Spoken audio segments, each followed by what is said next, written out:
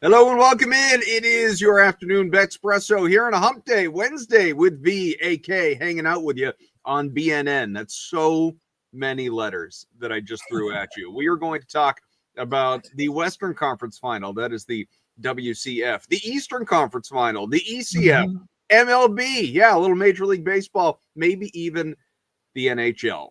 Why not? We got a game in front of us tonight. What I'm going to do, V, just letting the chat know already. You can tell this is generally unprofessional. I want to just at least acknowledge this.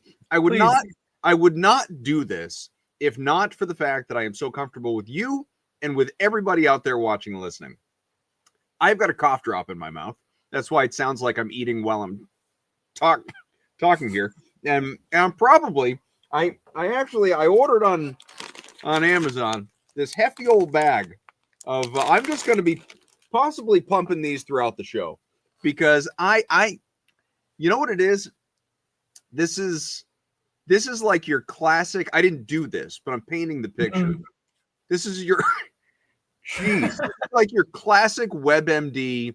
I'm going to self-diagnose kind of. I think what's going on really is like a pollen allergy, which is extreme in my neck of the woods right now. Yeah. And I absolutely fall victim to this. But I am treating this, non-illness related cough with cough drops, even though like that should have no impact, but I'm just trying to really soothe it is what it comes down to. I don't know if that's going to work, but I'm trying to know. We don't have commercial breaks here, V. I don't want to hack up a lung for the next hour that we're hanging out. That's a great point, actually. We don't have commercial breaks. And even those of you who do get commercials, we don't get a break, right? We're going to keep going. But absolutely, Adam, you keep taking them down. Sometimes you just need something to soothe the throat. I just got over a sickness, I think it was a week and a half ago. And when you're coughing, man, it just feels like you might actually cough up a lung. Yeah. And it's never a good feeling. Not only that, honestly, doing what we do, it's just kind of embarrassing. Just sort of like it, like I get all in my head about it. I feel a way about it. And I don't like that. Then I got to deal with Stifler, settle down, cough, man, cough, COUGH. That like I haven't heard that all my life. So I got to deal with that for the next little bit too. Hey, what's the other option, right? You don't show up on a Wednesday. Nobody wants just me on a hump day. I can tell you that. Nobody wants that. Well, it's great to see you, I hope you're feeling better. Yeah, we got a lot to get to. I know you want to talk a little bit of NFL OTAs, some of the news to come out, including it is, here comes the farewell tour for Aaron Rodgers because he announced this will be his final season in the NFL. So can't wait for the weekly gifts that he receives as he visits different cities.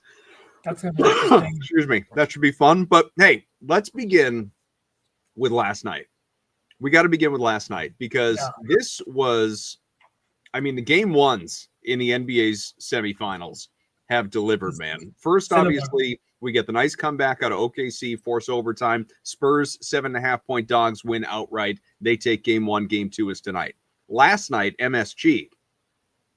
I'll admit, I wasn't real big on the Cavs going into this series. I did not pay Cleveland maybe the due respect.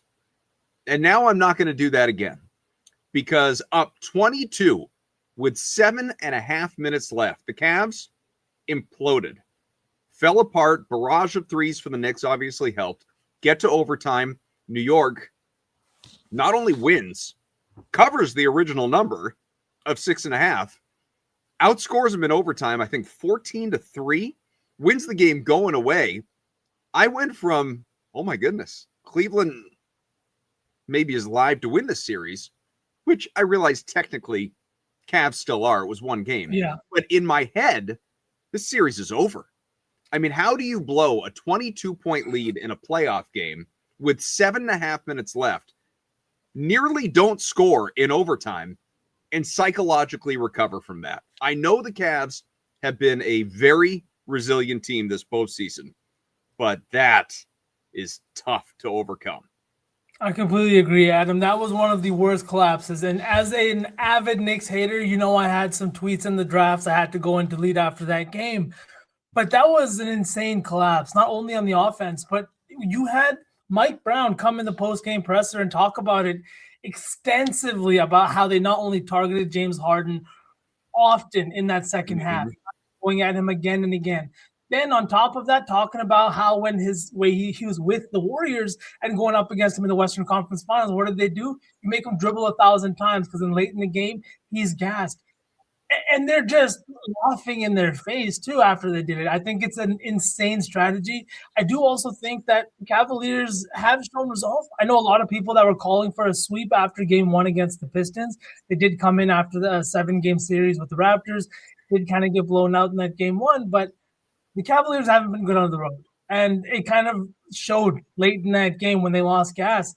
What was even more heartbreaking was that Stan Miro 3 that nearly dropped, and we got the mic. Like, it was right there. And next thing you know, you lose by 11 in overtime in a game that you 100% should have won. Fresh off a 7-game series, Knicks were sitting there salivating. Their fans were salivating, and you had the entire Garden silent for about 3 quarters, about 85% of that game. A 99.1% win chance, I think, is what it got up to. If you're looking, if you're one of the math nerds. Sure. It was one of the most improbable wins or improbable losses, depending on how you're looking at it. We've ever biggest playoff win in Knicks history. Yeah, right? in terms of a comeback. The Knicks Twitter is ablaze right now with Jalen Brunson love, and honestly, like, that was the kind of game that ignites something. He was having a very mediocre game up until that late in that fourth quarter. Finished with, I think, 38 points. He's second on the list of most points scored in the playoffs since 2020. If you want to go from that number, number one is on that list. Is our boy JT. Don't forget, respect. Yeah. But he's been good. The Knicks have been good, and I hate to say it because I hate the Knicks, but I think it's still going to be an interesting series with how this game went. I really thought the Knicks were going to take a stranglehold early in game one. The Cavs played much better than I thought they would, despite kind of sputtering there at the end. But you just need to be better, and Harden needs to be better, both offensively and defensively. It's one thing for him to be a defensive liability if he's at least giving you 20 and 10. You're not getting that from him anymore, and it's becoming a problem. Also, Adam, to ask you this, SPJ made this point on the timeline. In terms of defensive strategy, we can talk about the timeouts in a second and how Kenny Atkinson is still saving those for game two. But the lack of Dean Wade usage. Dean Wade was doing a phenomenal job on Jalen Brunson, both in that first half and just in games prior. A lot of people made that great read, and he cashed his PRA. But why would we move away from that in the second half? I understand maybe you need offense, but you're working with the lead, and you've taken your best defender of their best player off of the floor. I don't see the strategy in that. Yeah, I think it's fair for sure. I just think, excuse me, from a coaching perspective, there were a number of things to criticize, most namely, obviously, the lack of timeout usage. But to me, in terms of the defense, like perimeter defense was the biggest issue down the stretch there for Cleveland, because the Knicks, who did not shoot that well from three at all, 31%, it just sort of felt like in the last 7 minutes and change, they couldn't miss. They were just timely 3-point. Landry Shamet went 3 for 3. Brunson, for all the things he did well, and he dropped almost 40. He only went 1 for 6 from 3-point range. Same with Anunoby, Hart, and Towns reached 1 for 5. So, it was really in terms of efficiency. It's Shamet, Mikal Bridges went 2 for 4, but these guys were just making them fall when they had to. Where I would push back a little bit, I feel like I've kind of had to beat this drum more regularly, whoever I talk to, about the Cavaliers, because I think people still look at James Harden like the James Harden of old. Or at least, or they're blurred by, excuse me, name recognition, like Donovan Mitchell, granted, a lot of it was front loaded, but he drops 29, efficient, 12 for 23 shooting, 4 of 11 from 3. Harden gives you 15 points, 5 of 16, plays 42 minutes. That's a high on his team, by the way. Now, he turned the ball over 6 times, had just, excuse me, three assists. This is going to be as painful for me as it is for all of you. 6 turnovers, 3 assists. Now, you want to tell me those 2 categories should be flipped at the very least? Much better. Maybe Harden gives you 6 or 7 dimes. The turnovers are, 2 or 3, and like you can live with that. I'm not going to crucify Harden for giving you 15 points. I don't need, I mean, maybe the Cavs do need, although when you've got Mobley, you got Allen, you got some Merrill, you got some other guys, Strus that can shoot, can be role players, can give you some points to compliment Mitchell. Like Mitchell's the guy that I need, fair or unfair. Best player prime years, I need this guy to drop 30 plus on average in this series. And I know he was on the cusp last night. He was close. But this guy needs to carry his team. Harden's 36 years old. Like Houston James Harden is a memory. You know, like prolific Hall of Fame scorer James Harden he's not around anymore. You know, it's the role players that need to stand tall here for Cleveland. Much the same, like who on New York do you look at? It's not Cat that, you know, who do you look at and say, like, this guy has to give me 20 every night? It's one guy on each team that really needs to give you 25 or 30 every night. And then which role players jump in around that? I completely agree with you, Adam. And if you look at like you said, a lot of his points were front loaded, and that becomes a problem. It's fantastic if you can score 26 points through 3 quarters, but what happens in that fourth quarter is often where legends are made, and that's exactly why we have this new award, the Clutch Player of the Year. D-Mitch, James Harden, and Evan Mobley went a combined 3 for 19 in the second half. In that third quarter and overtime period. 3 for 19 from your 3 best players. It's just unimaginable and something you cannot have. And obviously, they were coming off a tough-fought 7-game series where they finished it on the road, and now they're going on the road once again to New York. There's no excuse. When you were in that game and you were up 22 points, you need your best players to be your best players. And you're right, Adam. It starts with Donovan Mitchell. Jalen Brunson was exactly that.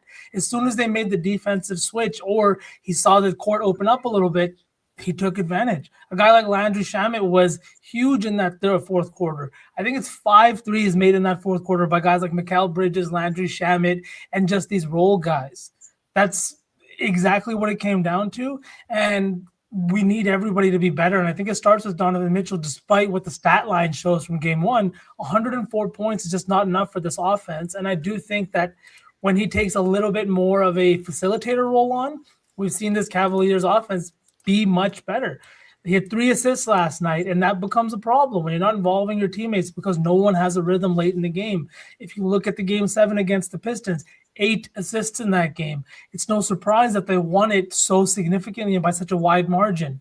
I don't think he needs to stop or shoot less. I do think, though, that he needs to keep his head up a little bit and find teammates, especially when you play with 2 rim-running alley-oop threats in Evan Mobley and you have a ton of shooters around you. Like Sam Merrill was great. Max Strus was pretty good in that game. You got what you wanted from everybody else. D-Mitch needed like 6 or 7 more points and they win that game. So all that said, we look to tomorrow, game 2. Yep. Again, 6.5 point spread in favor of the home Knicks. Total 215.5. Now I will remind you, we got 219 in game 1, 202 in regulation. How do you feel about the side and total here? It feels like a ton of points, but honestly, this might be one of those things where the Cavs need to go home and reset. And unfortunately, it might be down to nothing, and it might be after an uglier game. Like I said, 7 back-to-back series with 7 games. Both of those series, the second one ending on the road, now going on the road. They might just need their beds a little bit. They might need to get home, reset, have a practice in their facility, and then bounce back. But 6.5 with the Knicks, I don't know. I feel more comfortable, I guess, with tomorrow's spread than today's. We'll get to today's a little bit later, but I do think that the 6.5 is a little bit more suitable for the Knicks tomorrow than it is the Thunder tonight. So you would lay 6.5 if forced to choose. Yeah. I'm not saying you're necessarily. Yeah, I would lay 6.5 with the Knicks. I would lay 6.5 with the Knicks. 6.5 with the Cavs. Yeah, you are? No, I'm asking you as opposed to taking. 6.5. Yeah, 6.5 with the Knicks. I think that's exactly where I'm leaning. Yeah. What about you? I would tend to agree. I probably, just given the nature of the way that I bet, will probably have a parlay of sorts that involves Knicks money line with some props as opposed to laying the 6.5, because I'm not going to be surprised if, Knicks win, but it's a 4-point game, that kind of thing. But yes, forced to choose a side, Knicks minus 6.5 is where I would go. Yeah. I think so. They look like the better team in this series, too. All right. Well, we're going to talk about game 2 in the Western Conference Final a little bit later on. We'll build our show lay, all of that. But I know you want to get to some news around the NFL. What? Yeah, I see it, Suck. So what jumps out at you first? Honestly, the one thing that stood out to me is the highest paid running back in the NFL this year returning kicks at OTAs. Now, obviously, OTAs is as early as you can get. It's not even training camp. It's just OTAs. But what do you think of that? You use a top 5 pick on this guy. You've made him the highest paid running back despite never having played an NFL snap. The risk of injury to me alone here is insane. And I don't know why you would want your guy back there returning kicks. And as somebody who watched his number 1 overall pick with the Packers last year, Matthew Golden return kicks for a little bit, it's not a pretty sight when these guys that don't do it in college are returning kicks. And all of a sudden, and if you are not a guy that does that, I just think your injury risk is even greater out there. So what do you think? Jeremiah Love, highest paid running back, should he be returning kicks even at practice? So if we in the regular season, or heaven forbid preseason games, see Jeremiah Love returning kicks, I'm with you. I think that is a crazy decision to have at any team, to have your your featured running back, your number 1 guy, let alone a rookie who, as you said, is the highest paid player at his position in the league, returning kicks. Absolutely. Now, May 20th in camp, where nobody's tackling anybody and nobody's wearing pads. I don't even know if they're in, shirts and shells. Might just be out there in t-shirts. And he's literally just catching balls, like this, as opposed to like this. I don't worry about that. Like, if you almost got to go out of your way to get hurt doing that. So I'm not saying it can't happen. Freak things happen, but that kind of thing doesn't scare me off. Not as much. I agree. I think so too. There's a couple more things from OTAs I want to ask you about. Yeah. One, Deshaun Watson. It's looking like he's taking first team reps with the Cleveland Browns, but today's practice, or today's whatever you want to call it, was not great. Interceptions on 7-on-7, and now reports are also coming out that head coach Todd Monken hasn't even met Myles Garrett yet. And this is coming from Cleveland Browns beat reporters that are at practice. So it just feels like an interesting thing for you to be at OTAs. And I mean, a new head coach would probably call their best player into the office some point in the offseason, even before this. So that seemed super odd to me. Starting with Deshaun and the QB situation, what do you think? And what do you think about the Todd Monken hiring in general? We haven't had a chance to talk about it. Yeah, the Browns are a team that, obviously led by Myles Garrett, have a lot of talent on defense. The offense is lacking, certainly comparatively. You've got a couple of guys that are interesting in terms of skill position players, but nobody overly dynamic. We'll see what happens at the running back position, if there's any real development there. But I think it's, what's the best way to term it? An unfortunate inevitability, I guess, is the way that I look at it in terms of Deshaun Watson being the starting quarterback. The only reason that would or is happening is because of what he's paid. Excuse me. His salary is egregious, but they're stuck, short of, again, cutting him. It's not like they can trade for him. So if you want to eat the dead cap just to get him out of there and eliminate the distraction, maybe that's a road they decide to travel if he is absolutely dreadful in the coming months. Stifler, how bad can Deshaun be? First team reps. Cleveland doesn't even have a first team. Fair. I would just like to see, and this is not me even saying that either of these guys is good or better than Watson, or call it what you want, but you have Shedeur Sanders, you have Dylan Gabriel, a couple of guys that you drafted, a year ago in, at what? I think Gabriel was 3rd round and Shedeur was 5th round, if I remember right. You have a couple of guys that are in-house, that are recent draft picks, that at least you have to believe Deshaun Watson is not taking you anywhere. Like, if the Cleveland Browns suddenly a playoff team, even if Deshaun Watson is good, not great. Let's say he is perfectly average. Is he winning the division? Nope. So is he a wild card team? That's tough for me. I'd have to look at the schedule. In that division. What's that? In that division, I feel like no. You got to play those teams. I would have to take a look at here. Let's go through the exercise. Let's have some fun for a minute. I'm pulling up the Browns schedule. I'll read you the games. Now, I want you to answer win-loss. I'll do the same with the belief that Deshaun Watson is a perfectly average, mediocre quarterback. Not good, not bad, average NFL quarterback. Okay? Yep. Let's see if we can get them. And I'm looking at the schedule for the first time. Let's see if we can get the Browns to what? I mean, at minimum 9 wins to be a playoff team. I think that's what it took last year. Honestly, maybe 10 to be a wild card team. Yeah, I think did somebody slip in with 9 last year from this division? Maybe. Well, Pittsburgh. That doesn't matter. Pittsburgh won the division with a crummy record, but here I'll pull up last year's standings. But I'm with you. I think that this is a mediocre team, and some part of me feels like this could be the Cleveland Browns having their like Gerard Mayo year, where they have a bad head coach because they're looking towards the draft. They are looking to just have a bad QB. There's no point in eating the dead cap if Deshaun's ready to play, right? You saw the Dolphins did it, but the Dolphins are trying to make changes right now. I think they brought in a new head coach. It looks to me like the Browns are maybe already looking to next year. All right, so let me tell you, and Stifler says some Dr. V is going to be. He's not even trying to help Kaufman. So hey, the cough drops work. They should, at least. We'll see. Patriots, Bills, Steelers, Jaguars, Texans, Broncos, Chargers. Those were your AFC playoff teams at minimum 10 wins, and that was the Steelers as division champs. To be a wild card team last year, you needed 11 wins or better. Okay, so do we think this Cleveland team is going to win at least 10 games? Let's see. At Jacksonville. That's an L. That's an L. At Tampa. L.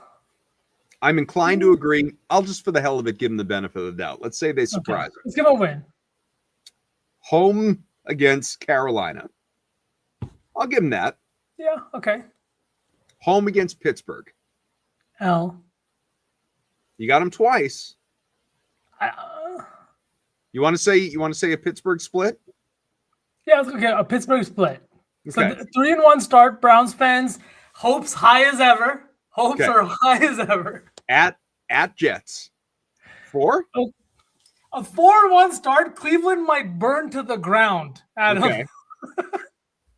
Let's just assume they get swept by the Ravens. Yeah. At Tennessee. You want to give them that or no? SPJ's not watching. I don't want to give it to them. I think Tennessee, Carnell Tate, Cam Ward, new coach. It's fine. At New Orleans. Damn, that depends. Do you believe in Tyler Shuck? Not really. I'll give it 5. Yeah.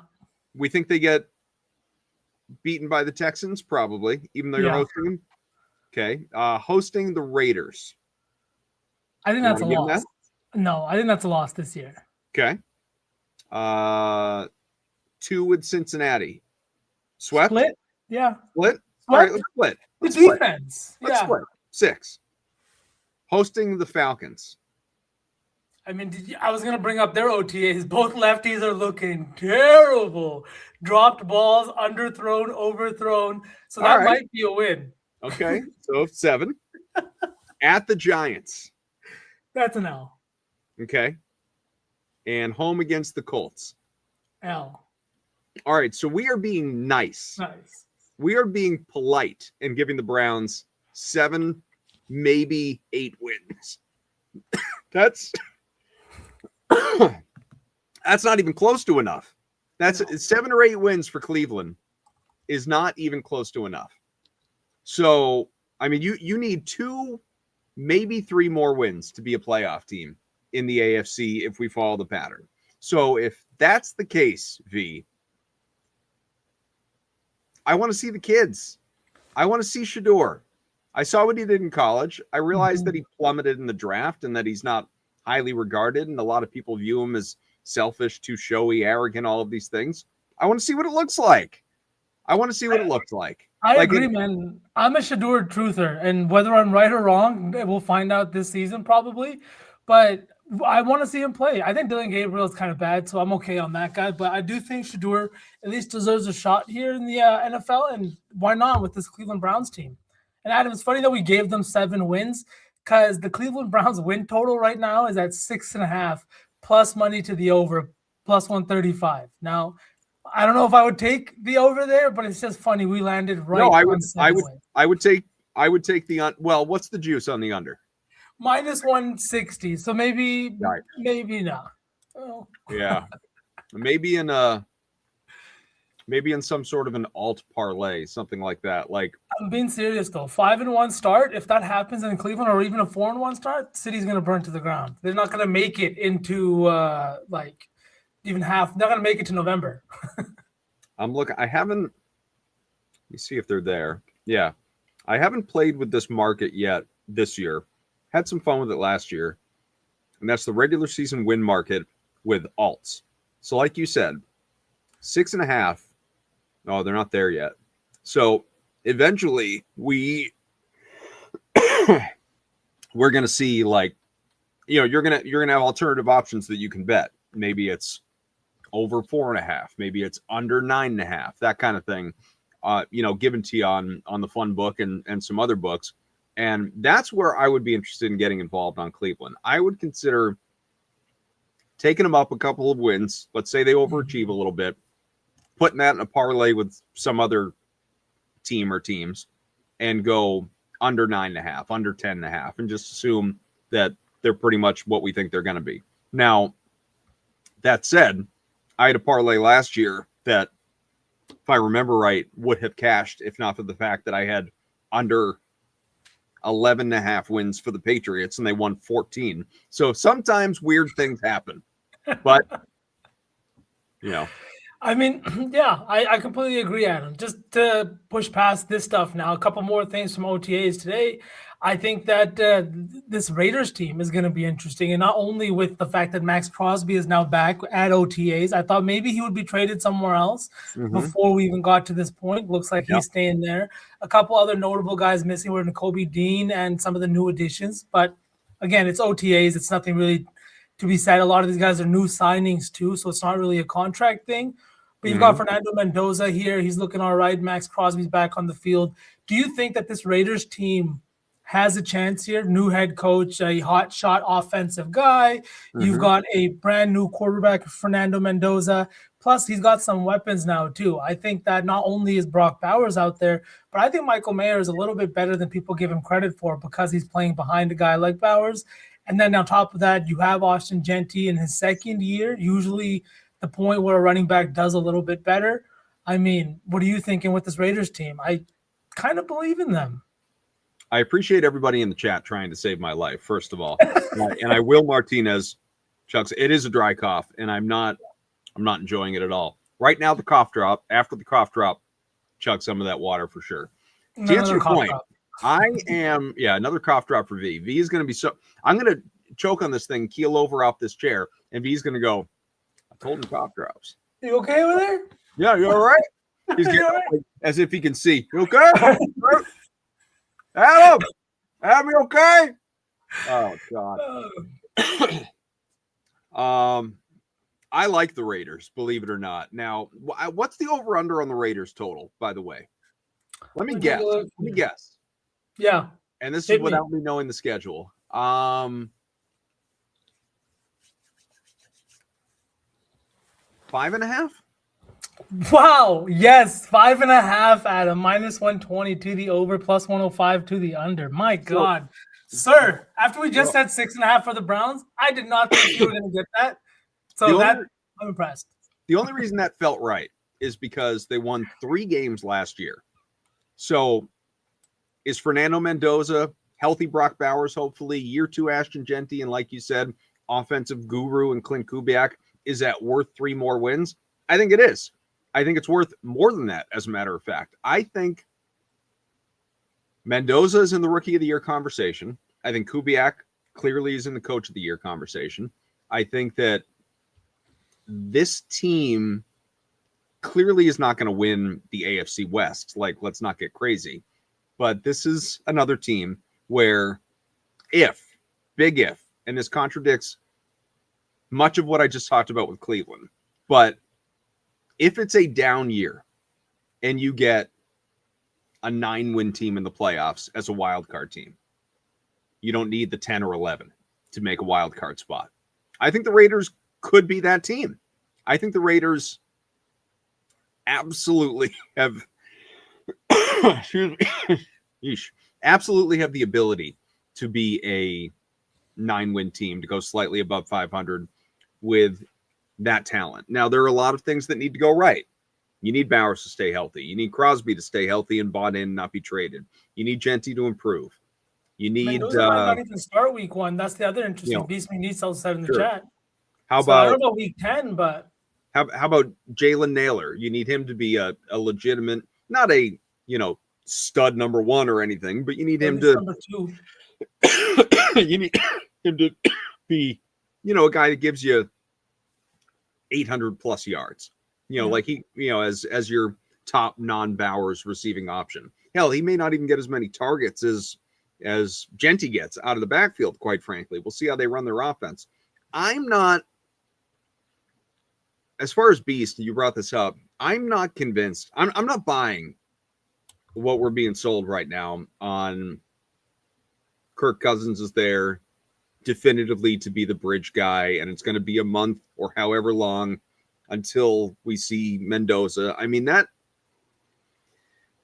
in this day and age in the NFL, that would be borderline unprecedented. It's one thing, like I know close to me, Drake May, number 3 pick in the draft a couple of years ago. He didn't start the first, whatever it was, handful of games. It was Jacoby Brissett. They wanted to bring him along slowly, get him comfortable. That was the infamous Gerard Mayo year. Number 1 picks, however, you're number 1, you start, man. Like Cam Ward started. Tennessee wasn't looking for a bridge guy. No, like we drafted this guy number 1. He's our guy. Fernando Mendoza, to me, would have to be, and what do I know? I'm just guessing, giving you my opinion. But Mendoza, to me, would have to be dramatically outplayed by Cousins in camp and preseason action to get the week 1 start. I think Kubiak, again, don't know him personally, but I think Kubiak would feel the same. Kubiak just coached up Sam Darnold to win a Super Bowl. Sam Darnold, just that name alone, used to be a punchline, a laughing stock in the NFL. Like if you were talking about guys that didn't live up to promise, usually you started with a guy like Sam Darnold. Not all-time bust like a Ryan Leaf or whoever, but modern day, like that guy, how many teams are you going to bounce around to? He sucks. Sam Darnold. Sam Darnold's a Super Bowl winner. Got to change the conversation around Sam Darnold now. And Baker Mayfield and Daniel Jones and, Jared Goff and some of these guys that kind of needed another spot. Goff is not a great example. But Mendoza, man, I'm not alone in believing the kid can play. I don't think he was just, he was really good in college. No, I think this dude is just wired mentally, physical components. He's a gamer. We saw the undefeated season, the Heisman season, the championship year at Indiana. I want to see him play, and I think Kubiak wants to see him play too. So I don't think he's going to be sidelined long, if at all. I kind of agree with you, Adam. And it's not often like when you have a bridge guy, it's because that guy's been with the team. It's because he's been playing there. Like if you want to look at the Rams situation and them drafting Ty Simpson, maybe that could be looked at as a bridge situation. But you have a guy in Matthew Stafford that is just really elite, that has been with the team a long time. It's not often enough that I can remember you bring in a bridge guy in the same year you draft a quarterback with the first overall pick. I think Mendoza is going to be playing sooner rather than later as well. I think he's good. And if you have this roster around him that you've kind of constructed, you bring in this new coach, it feels different than the Patriots that year. The Patriots went in with Drake May and they got him in the draft and everybody was happy, but I don't think anyone had any expectations to win that year. You guys' defense was really bad. Gerard Mayo didn't have high hopes. And I think that even a lot of people in the organization knew that Mike Vrabel was on the horizon, in a sense where he told them to wait a year, that he didn't want to move. He needed a year for whatever reason, and that's what it felt like. And this situation, they already got their guy. Their bridge year was Pete Carroll last year to get them this first overall pick, and to not have him start with the roster you have in in Vegas right now, I think you kind of have to. To cap off this conversation about OTAs and whatever's been going on early, I just think that what we're seeing in Atlanta is pretty ugly. They have a roster too that defensively they were great last year. You have a guy like Drake May, Bijan Robinson in the backfield, Drake May on the outside. And you really have this roster that looks like it could be so good. And the one piece that's consistently missing has been quarterback play. You overpaid Kirk Cousins. You drafted a quarterback in the exact same year. And now you went and got another lefty that has never been good, has never shown any type of elite level play outside of maybe one season. And now both of them have looked terrible. And again, it's very early. But Atlanta just seems like a dumpster fire once again. I don't see how anything's changed there. So no part of me here it cares how a guy looks in any way, shape, or form on not on May 20th. I mean, not when we're still, months away from September 9th and the season kicking off. I'll be honest, I was looking at the week 1 board trying to identify, if I was going to place any bets now before, take advantage of market inefficiency, where lines may move, that kind of thing, and just identifying the spots that I really like. And I picked out a handful, and one of them was getting the full 3 with Atlanta in week 1 as underdogs. I think the Falcons very live to win week 1. They're going up against Pittsburgh. Mm-hmm. I don't think much of Rodgers and McCarthy and that tandem and that team. I'm honestly shocked they even won 10 games last year. I know McCarthy wasn't there, but Rodgers in general. I'm not a believer. And I think if Kevin Stefanski, multiple time coach of the year in the NFL now, yep. If he comes in and has a brain in his head, he will know that, okay, Penix, sure. Tua, sure. Bijan, that's what matters. This is an offensive player of the year candidate. This is a top 5, top 3 running back in the NFL. This is an elite talent. The offense in every way, shape, or form has to go through this guy. Now, you want to tell me the Falcons are going to suck? I'm going to ask you, well, is Bijan hurt? What week did it happen? I believe, not that the Falcons are going to be great, but they should be around 500 in a, division.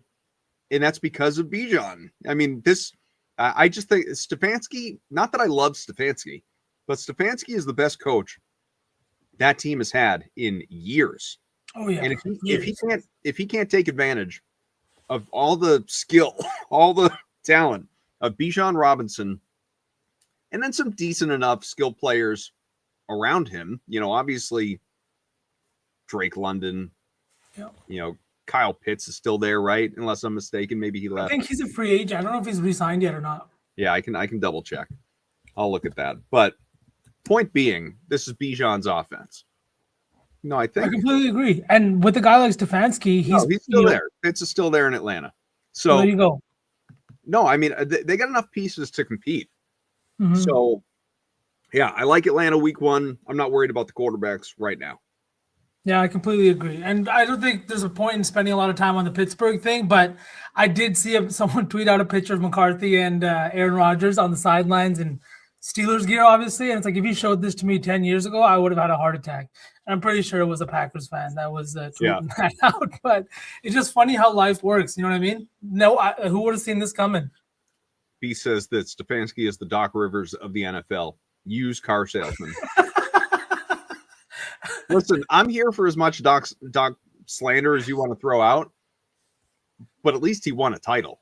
At least he had multiple deep playoff runs. Like, what has Stefanski done for you other than a couple of coach of the years?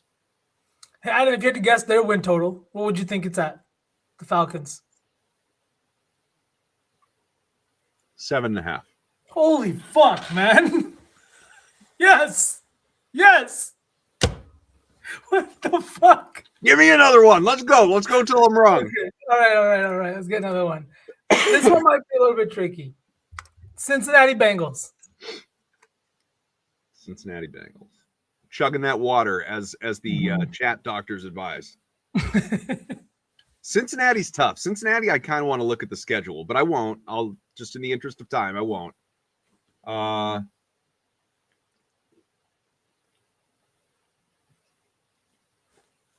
have the only number that makes sense to me is 9.5. Holy fuck. Yes. Okay. We're going to go till you miss, Adam. We're going to keep it going till you miss. Yes. 9.5. I haven't looked at any of these yet, Beast. I'm just, honestly, I'm giving you answers with my own bias. 100%. This is hilarious. I didn't even know we were doing this today. Speaking of bias. Yeah. Well, actually, we'll save that team. We'll save that team for in a sec here. Let's go to the Philadelphia Eagles. Well, they're ripe to lose A.J. Brown. But that would be baked into the total because everyone knows it. So there's no way it's below, like it's not 9.5. It's not going to be below 10. 11.5 feels too aggressive. It's possible, but it feels too aggressive. I'm going to go 10.5. Oh my God. Okay. We're going to keep going, Adam. Holy fuck. 10.5 is absolutely correct. Plus money on the over, but yeah, it's in at 10.5. All right. Green Bay South. Like the Miami Dolphins with Jeff Hafley and a ton of the front office staff from Green Bay. Jeff Hafley, formerly of Boston College, Malik Willis, Devon Achane. And a significant portion of Tagovailoa's contract still. So I feel like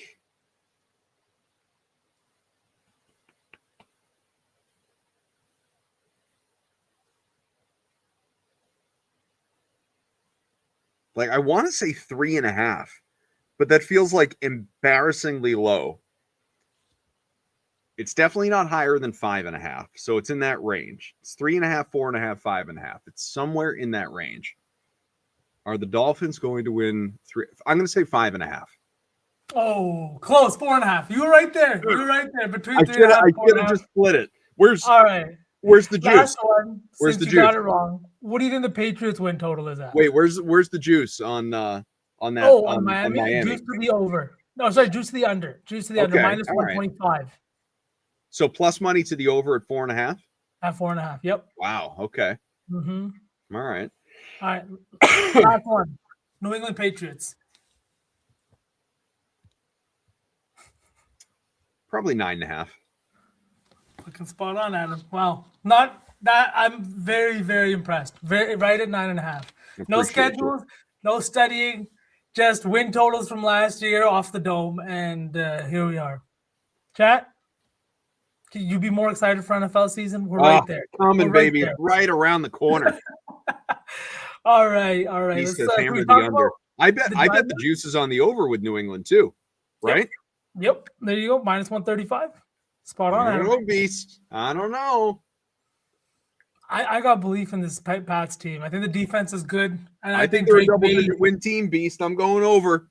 Yeah, Drake May's like one of the nicest deep balls I've seen, and he's only in year one as a full-time starter. He's going to look awfully good throwing that football to one AJ Brown. All right. Off of the gridiron. AJ Brown dropping 1,400 receiving yards this year with Drake May. Oh my God! Could you imagine a reinvigorated AJ Brown? Yes, I can. For his favorite team. Did you see, by the way, the ridiculous stuff on? I think it was TMZ earlier. I don't know the backstory of who's friends with who. So maybe there's a logical reason this happened, but at least the headline, it just seemed ridiculous. Julio Jones was asked to weigh in on Jalen Hurts skipping AJ Brown's wedding. Going, what? This feels like Mad Libs. What are we doing? What are we doing? What are we doing? Why? How well does Julio even know these guys? Exactly. Are we joking around here? And was he even invited? Maybe he wasn't invited. Well, of course. I mean, that would be a much bigger story. You don't invite your number one wide receiver. Yeah. Oh my God. You don't invite your QB. Don't kind of around at the end. Let's see. Did he ever? I'm pulling up Julio Jones' stats. All right, so he Yeah, played did with play AJ for- Brown. He played with AJ Brown in Tennessee. He played with Jalen Hurts in Philadelphia. Yeah. I had forgotten that he was with Philly at the very end. I remembered Tennessee and Tampa. I forgot about Philly. So all right. At the very end. I think it was a late season signing too. I don't think it was something. All right, so fine. He played with both those guys. So that makes sense. I still think it's dumb. I But still at think least but at least the connection makes sense. Yeah, I agree. You have any plays on the diamond today, Adam? Any system plays? Yeah, I do. Let me pull them up for you. Should we talk about those? I got nothing on the diamond today. I'm solely focused on game 2 in the Western Conference. Let me pull them up for you, my friend. So, one sec. We're loading. Chat, you guys got anything on the diamond? What are you guys looking at tonight? Any All home right, run hitter? so we had the Rays earlier, and that was a nice comeback win late. So Tampa's in. Right. That's 1-0. We're on Arizona, up 6-3, bottom 8. So hoping to start 2-0. The remaining system plays today are the Guardians, who get started in about an hour. The Brewers about 2 hours from now. And the Cardinals about that same time. So Guardians, Brewers, and Cardinals are the remaining available system plays to hop on. Guardians, Brewers, and Cardinals. Beautiful. Brewers, at least when I bet them, I don't know if they still are, even money. The others are slight minus money. One of those guys is going to go in the parlay, Adam. So think about it, let it percolate, and we'll throw one man. of those guys in the parlay. That's pressure. I would probably pick the Cardinals, though, on that list. All right. I think so, too. I feel like they're in a good spot here, especially who do they have on the – I don't even know this guy for the Pirates. And Beast, yeah, Nerpy in the Dodgers game, big fan of that one. Yeah. Anything on the ice, Adam? So I've got – let me see. Let me pull it up. An Avalanche money line ticket in a parlay? So I have 2 parlays that are contingent upon Avalanche money line, but I do have, not for any real good reason. I don't know, being chicken, I guess. I did put a little bit on a straight on Vegas at plus money, just to, kind of. I mean, I know I can't win both. I didn't do like plus 1.5 goals or something, but Just hedging your bets a little bit. Yeah, I don't want to, diversifying. I don't want to lose both parlays on the Avalanche if that happens. So I have a little bit on Vegas. Another bet that I might make, I'm still thinking about it, is the over. I think we're going to get goals in that game. I think so too. I think both of these teams are very offensive-minded teams that like take a ton of shots and score a ton of goals. And it just feels like one of those things where we're going to see a lot of goals. But for all the hockey talk and everything like that, right after us, the expected bets boys will be live going through this game and talking probably about the Eastern Conference Final as well. Mm-hmm. Montreal and Carolina, big time over there. I know that Canadians fans and just Canadians all around the world. Like Montreal is one of those few teams that if you're not a Leafs fan or an Ottawa Senators fan, you can basically get behind. So if you're from the western side of Canada, you can cheer for them a little bit. But that's been a fun series too. I know they're coming off a tightly contested 7-game series in the East. Nice. Can we talk about this Western Conference game before the expected bets boys come and kick us out of here? I think we need to for at least a few minutes before we build out that parlay. Listen, game 1 was incredible. Went to 2 overtimes, 122-115. Spurs win that thing. Everyone's talking about the Wemby logo 3, which, by the way, like, if I just want to say, makes me a curmudgeon. I realize this is just the way basketball's played today. But if I were a Spurs fan and Wemby put up that 3 in that situation with 30 seconds left, I would have lost my mind. I would have been so pissed. Now it goes in. Who cares? All's forgiven. But that was such a shot of arrogance and heat check and stupidity. I would have lost my mind. Dude went crazy, though. 41 points, 24 rebounds. We don't know. I feel like the expectation is that Fox is going to return. Didn't play in game 1.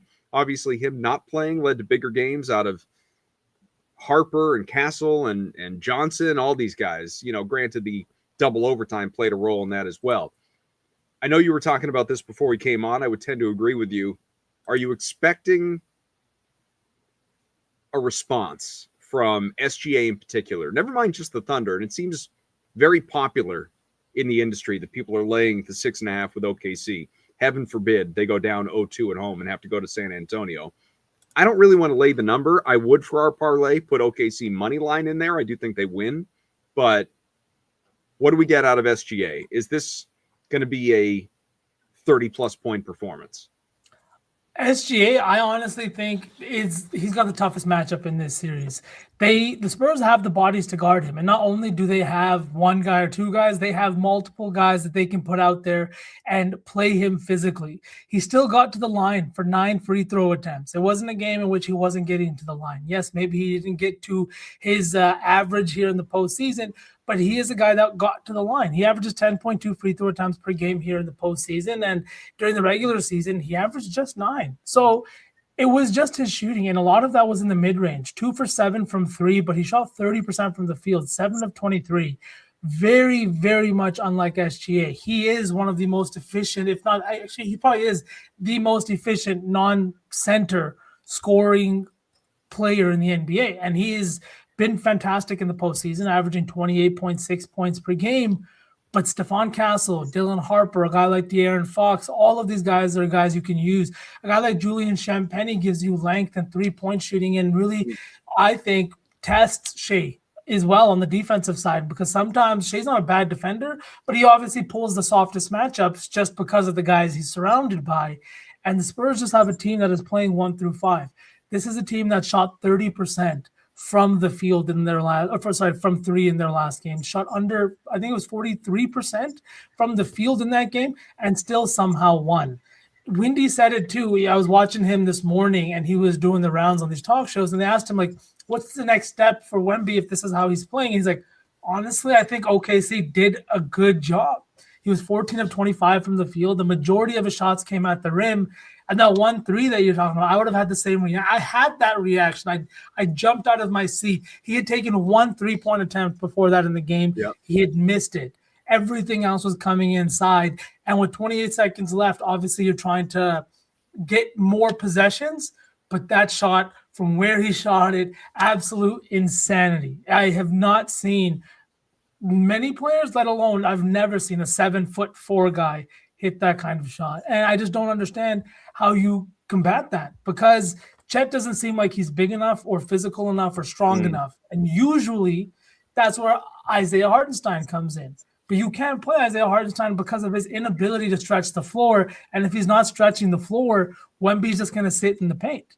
At one point in that game, Adam, the Thunder shot 16 of 50 with Wemby on the floor versus 10 of 16 with him off of the floor. That's an insane difference. In the playoffs, he has a plus 21.1 net rating. There's nobody like him. He was a plus 16 in their last game and a 7-point double overtime win. How does any of this make sense? He played 48 minutes, the most he's ever played. A guy that size should not be able to play over 44 minutes in an NBA game, as evidenced by Jokic and Embiid and others. He has an insane motor, and I do think that 6.5 points feels like a ton. How are you feeling about the spread in this one? I would lay it if I, had to. But like I said, I much prefer. I do believe OKC wins. I think most people feel that way. I just would rather do it through the comfort of putting them in a parlay with other things versus laying it, because I'm not going to. I liked San Antonio to surprise the Thunder in game 1. I liked that money line. I really liked, obviously, taking them with the points. Tonight feels like a response, feels like an answer, whether it's SGA, whether it's Jay Will, whether it's, I don't know. I don't think it's going to be Holmgren series, as you talked about, but Caruso's not going to drop 30 again, obviously, but they're going to find a way through a little bit more balance. And I think the Thunder win the game. If I had to, though, yeah, I would lay the 6.5. Our guy SPJ is in the chat. He does not believe Fox plays. Likes Harper PRA up to 22.5. 18.5 last game. Loves Champagnie. He's with UV on that. Yep. Dylan and Castle Masterclass says beast. Yeah, like SPJ just said, Champagnie. The line's sitting the same as it was in the last one. He was fantastic. honestly didn't shoot the best, but he rebounded really well, had 9 rebounds in that game, went 3 of 11 from 3. And like I said, the Spurs shot 30% from 3. They're not a good 3-point shooting team, but the funny thing is the Thunder are a bad 3-point defense, and you have to take advantage of it, especially in the corner. They are the 16th ranked team in threes allowed to the corner 3 spot in this postseason, and that's exactly where Champagne's been fantastic. He's shooting 46% in the corner over his last 10 games, and obviously all of those have come here in the postseason. I just think after going 1 for 4 from the corner in that first game, he's going to hit some more threes. He's going to continue to rebound the ball, and they need perimeter shooting, and he's been one of their best 3-point shooters this season.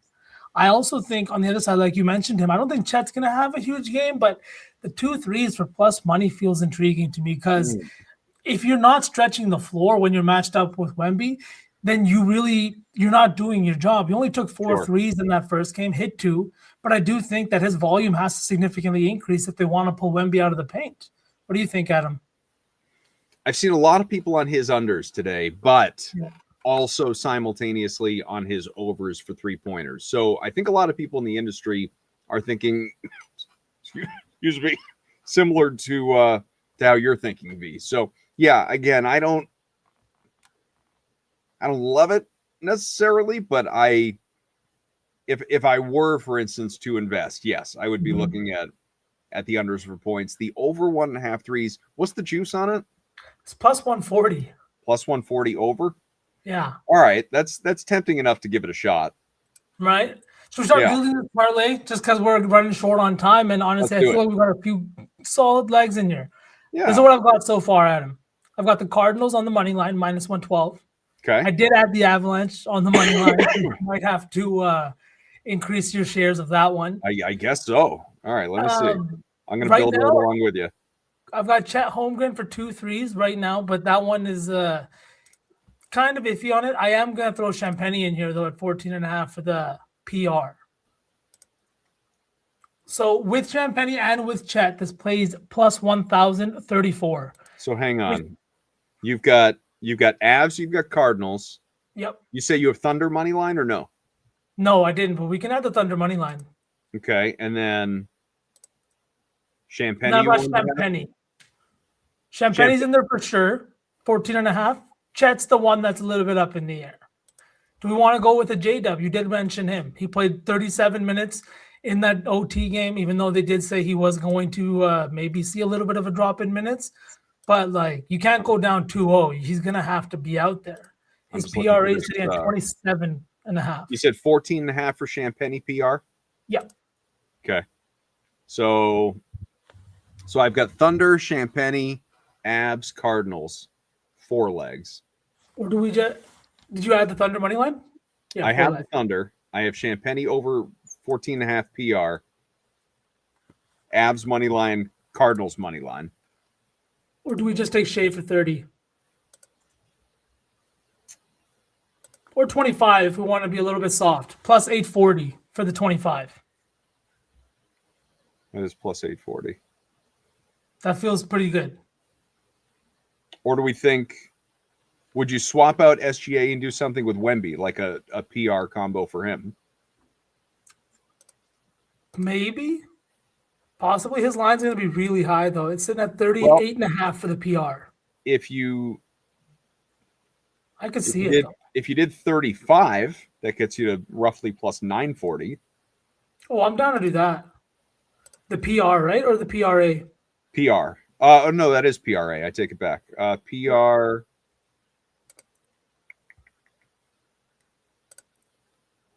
$35.5. You could do 30 PR, and that's 870. Let's do that. 30 PR. Where is it? Okay, 30 PR for Victor Wembanyama. All right, so that would be OKC money line, Champagne over 14.5 PR, Wemby 30 plus PR, Avalanche money line, Cardinals money line, plus 867 where I'm looking.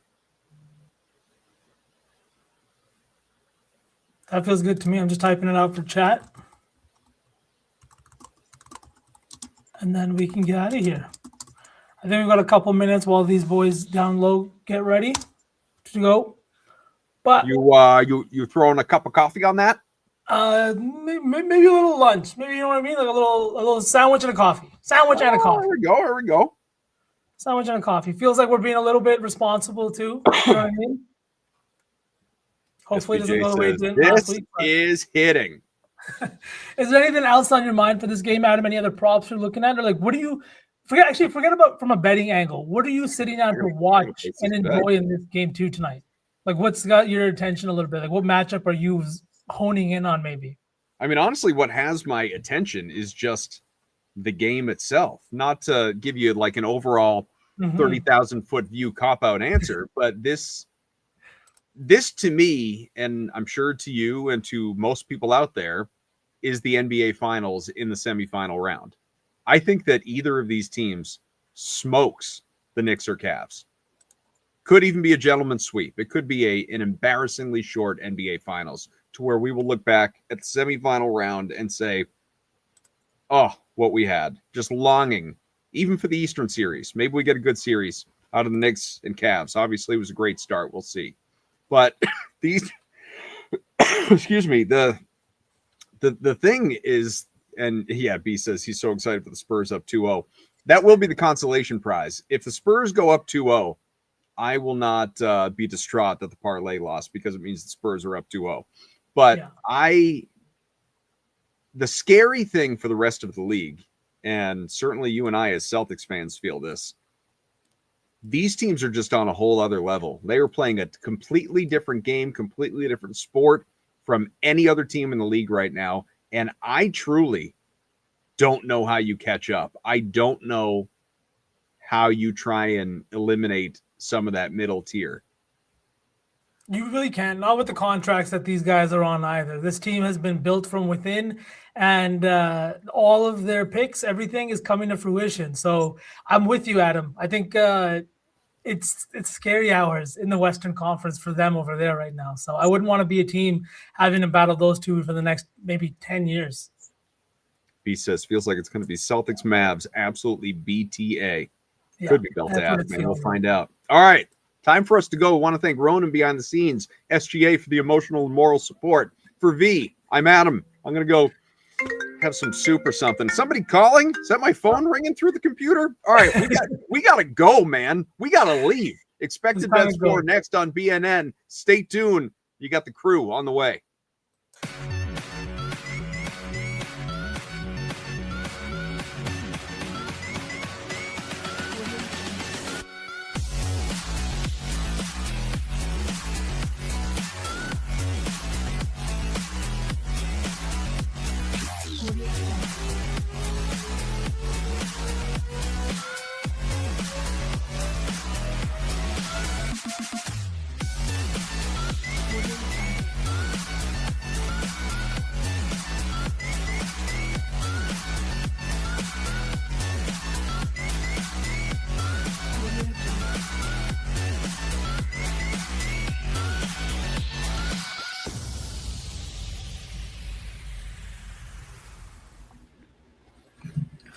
What is going on, everyone? Welcome into Expected Bets 4. I'm Gator Betting, and that's Franco the Banker. Franco, is your camera a little different today?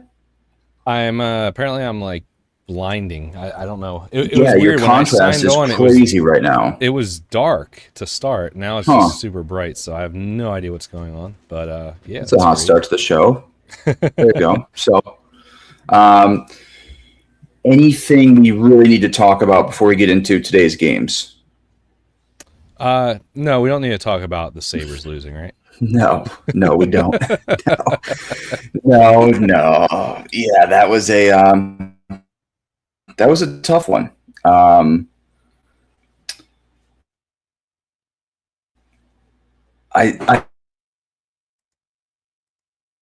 guess we can go through it now. I went through it. I mean, you have to, unfortunately, right? You guys got me, or my Wi-Fi cut out as soon as I was trying to. You were lagging a little bit, but yeah, I mean, you got to talk about it. These are your boys. These are your boys. You know, see, it's glitching out because the Sabres just glitched out in that game, right? Is that how it works? Yeah, I mean, it was a tough one. Like, it's tough too because you're like, all right, this is the first taste of playoff hockey in 14 years. So at one point, you're like, all right, this is great. Like, the door's opening to be a part of this franchise. Like, their core's there. Like, you have a few guys already locked up. Hopefully, Benson gets locked up this year. Like, you have emerging prospects like Kulik, Osland, Hellenis. They're all coming through the door, right? Like, the team's moving in the right direction that I feel like it hasn't been in a very, very long time. Still, that sucked. That was heartbreaking. Game 6, we outplayed them. Game 7, after the first period, it felt like we outplayed them too. The first period, I was like, oh shit, we're in for one here. But moving on after the first, we outplayed them, I thought. And it was just heartbreak. But as I said before, it's not as bad as like a Bills playoff loss. A Bills playoff loss, this team's moving towards the end of their window, it feels like, with Josh, right? This is a team that's up and coming, and the window is just beginning. However, that in true Buffalo fandom, that's only setting ourselves up for more and more heartbreak, because each continual playoff loss moving forward is going to hurt that much more. You're getting closer and closer to him being gone, you know? Exactly. Yeah, it's it's a tough one for sure. It's a very, very tough one that you're trying to look at yourself and justify in any sort of way of, yeah, no, it's not that bad, but it's brutal. I mean, so what do you think about that 2-on-1 with Benson and Tage? What are your thoughts there?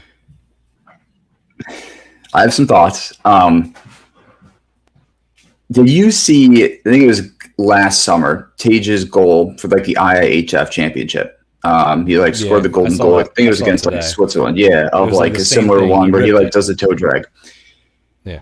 I don't think he could have gotten that over, because when you're like looking at it, like his stick was kind of like pinned into his body. As soon as he made the toe drag, his stick like was basically on him, unless he like flicks it like a little. I think he should have made the pass earlier though.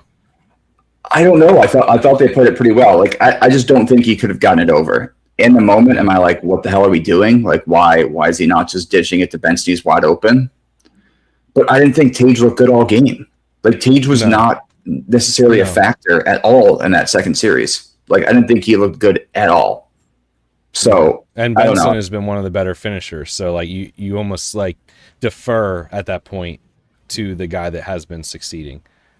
I thought he should have tried to pass it. Like, yeah, if it gets broken up, it gets broken up. But to me, in that type of situation, the shot was taken away. You know, he couldn't really do much of anything. Like, he tried the toe drag, but it ended up just being a mess, like fumbled mess when it came down to it. And it just sucks, because it doesn't mean Benson would have finished it either. Maybe he would have missed it wide or hit the post, or the goalie would have gotten over, whatever. Or it would have gotten broken up. But it just seemed like a bad decision at the time.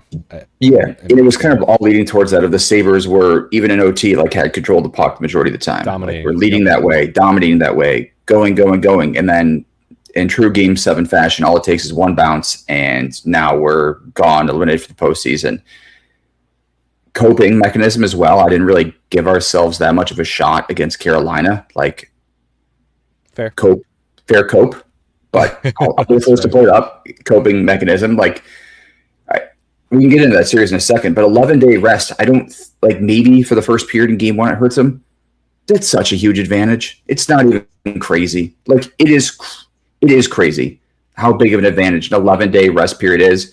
Maybe you look at Montreal first period in Game 1 of like, hey, but again, we kind of saw what happened after Montreal had the Game 7 against Tampa Bay, and then the first game against Buffalo, and they just laid an egg. Like, they were terrible in that game. Buffalo completely controlled that game. So it's going to be the greater of two evils, rest versus, like, not even rust, of just exhaustion. What the other, like you said, it's like the Canadians came off a big Game 7 win and dudded in that game against Buffalo. Like, so you're going to have the rust of Carolina, or the rest from Carolina, where they might be slow or whatever to start, but I feel like the Canadians are going to go in that game mentally, physically exhausted as well. So it's almost going to be like an even first period to me, where there's no advantage either way. Like, At least in my mind, maybe I'm wrong. I grabbed Kane. You know, we're not getting in that game yet, but like I grabbed Canes immediately as soon as that game ended because I saw how bad the Canadians looked in Game 1 against Buffalo. They looked completely flat. They had nothing. Yeah, and this is year 2 of, you want to say, this Montreal team, I guess, like contending, right? I mean, before they were building and building and building, but last year they make the postseason. I think they lost in the first round, right? Yeah. I'm Maybe trying they to remember who didn't. they played. I can't, but last year they make the playoffs for the first time, and this with this kind of core group, right? And they go ahead, and now this year they win the first 2 rounds, and they're going on to the Eastern Conference Finals. It's almost like a slow progression with like the NHL, it seems like, especially with these young core. It's not, I mean, even the Sabres too. We were like, hey, maybe they have a shot. It takes several years, it feels like, to go from kind of a true making the playoffs to moving to the contender jump, right?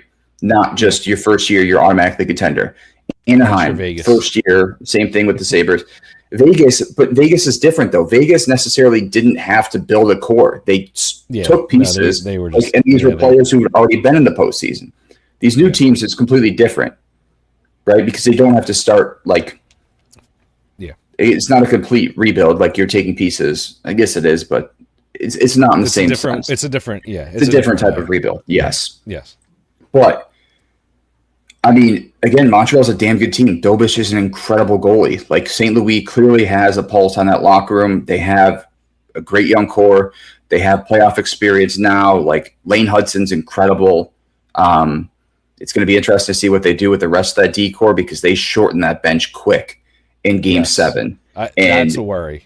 And yes, having Matheson locked up for a while, like Dobson wasn't great either. Like Montreal's D core, I guess, is where you could put a spotlight on and said, this is the issue moving forward. I think that's kind of the biggest thing. And maybe a few expiring contracts with some veterans. That's about it. But still, like, I don't know. They're a really good team. I think it's going to be interesting moving forward. I think the Atlantic in general, that landscape has completely changed. I don't know what Toronto's going to do now, right? Like Florida, I think I can see them again. Moving back into the postseason. Florida's going to walk right back in the postseason, and they're going to be the best team in the league again next year. Unfortunately for everyone, because they're going to get healthy. But what do you do with Tampa now? Tampa's another question mark team where you're like, all right, well, they've lost in the first round the majority of the past few seasons, but like, are they just going to continuously try to run this thing back? Like when they moved down from Stamkos, you're like, all right, they're going to maybe try to take a different route to the postseason here and kind of change up this configuration of the squad. Didn't necessarily happen. It hasn't worked out post Stamkos era. I have my worries about Tampa, like continuing to contend because I mean they're going to lose Radish, right? Hedman is a big question mark going into next season as well. You know, they signed McDonough, who's on the downturn of his career. So, you know, what's your blue line look like next year going into the season, especially if Hedman's not ready to go? It's not going to look pretty. There's no way they're going to sign Radish. Like I can't. Like he's going to get paid.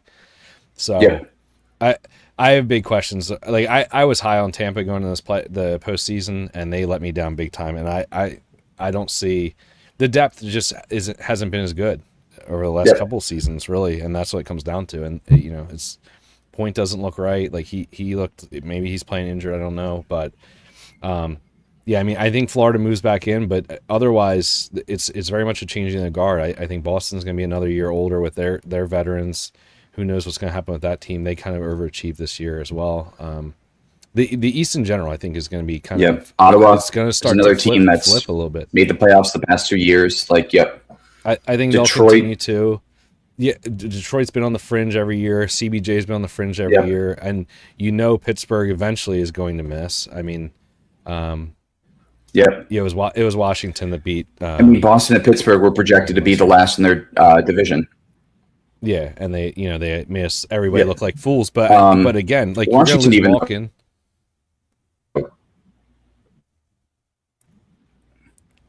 Losing you again, I think.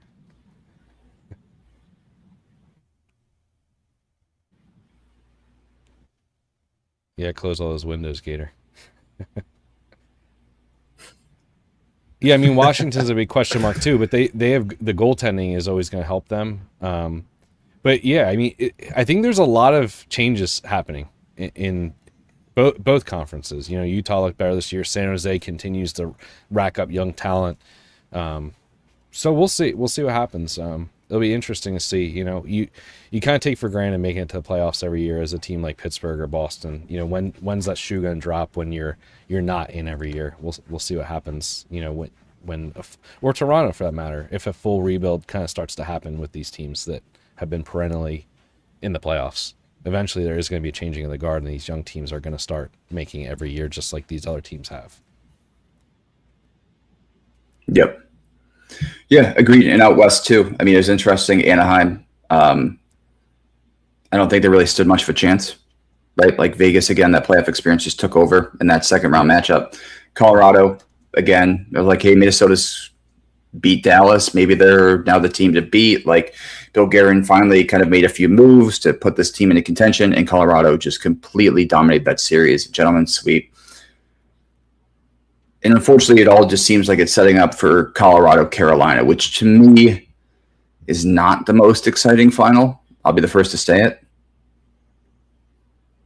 Yeah, I don't know. To me, it's like, could you argue that these are the two best teams this year?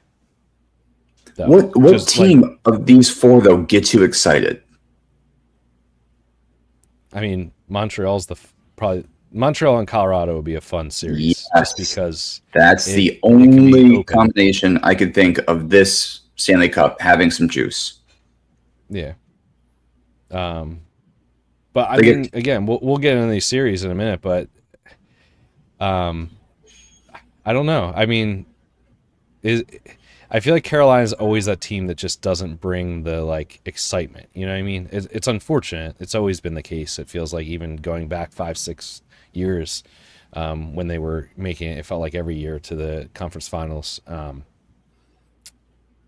You never were excited about them making it to the cup. You're like, oh man, I don't know if I want them in there, but no, even in like the Cam Ward, Brendan Moore days, like that team too. That team was exciting, I guess you'd say, like way back then. Like that was at least an exciting team. This version of the Canes, I feel like is just kind of boring. I think this is a little bit better than the team like 3 years ago, maybe 4 years ago. That's fair. Yes. That team was more of a like straight up shutdown. Like fair enough. Fair enough. Yeah. I guess this edition of this team is certainly more. It's got a little more juice. It's got a little more youth to it. Guys like Jarvis and Blake are exciting. Stankoven.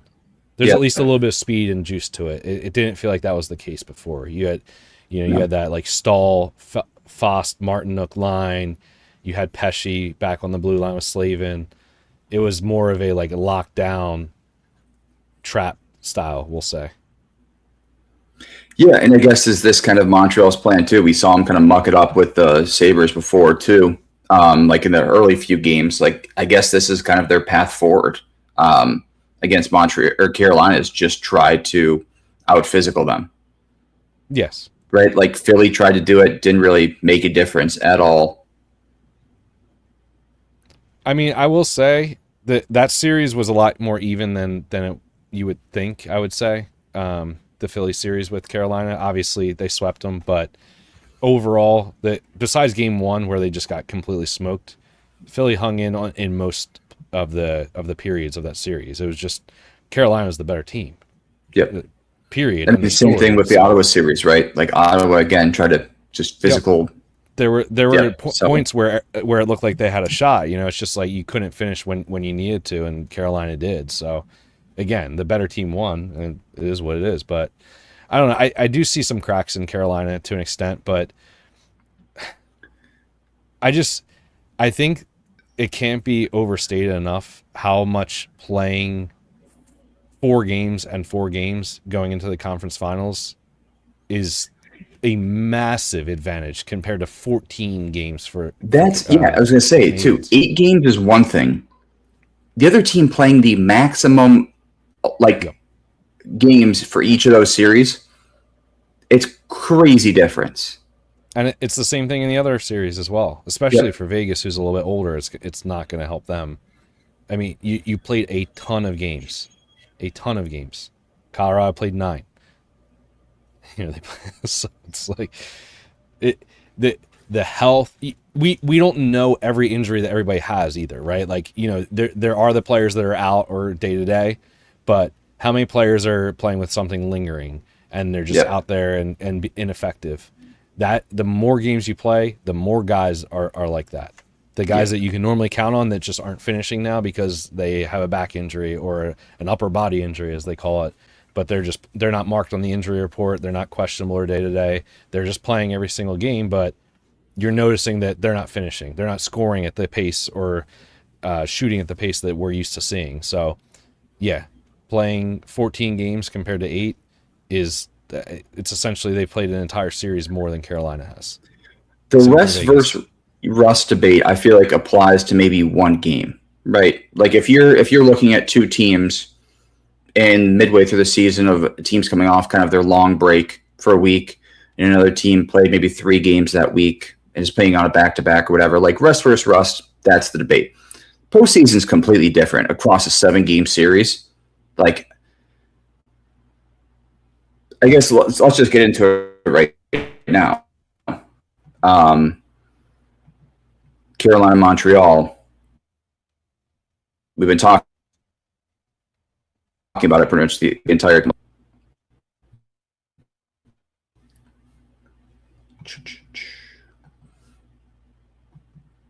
Let's try that again. Yeah, right. DraftKings is slow. FanDuel slow. Everything's just this computer's brutal today. Is this a fair line? Like I feel like Carolina could be minus 350. Yeah, but I mean, there is something to be said about a team that has just been able to get it done, right? They were huge dogs in the first series against Tampa Bay. No one gave them a shot. Every single game, they were Tampa was a favorite, I believe. Maybe besides, a game or two, but I feel like every game Tampa was favored. Obviously, it was a little bit closer as far as lines in the Sabres series, but they, once Buffalo won Game 6 and it went back to Buffalo for Game 7, I think the live line on the series was like minus 140. No, it was like minus 120 for Game 7. It was like minus 120 to like, I think they were even money, right? Like, but pretty close to a even split. There's just something to be said about a team kind of getting it done regardless of the odds. So I get it. Carolina should be favored coming into the series. I think we kind of talked about that already with everything we've been saying, but I don't know. There's no way I'm taking that price on Carolina. Let's put it that way.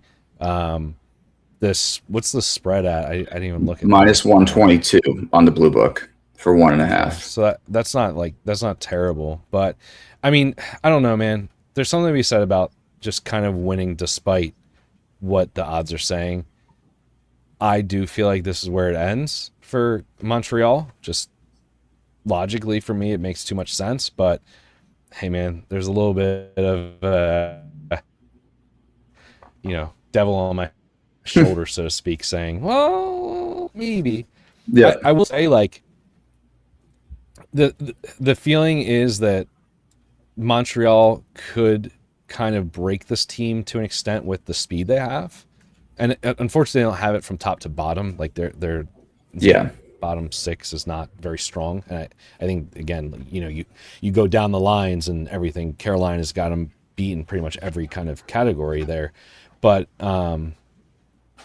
it's got to be speed. It's got to be kind of balls to the wall, I think, for Montreal. I don't think they can't try to win a game 2-1. I think that's what Philly did in that series. They said, "Oh, we're going to," and Ottawa to an extent.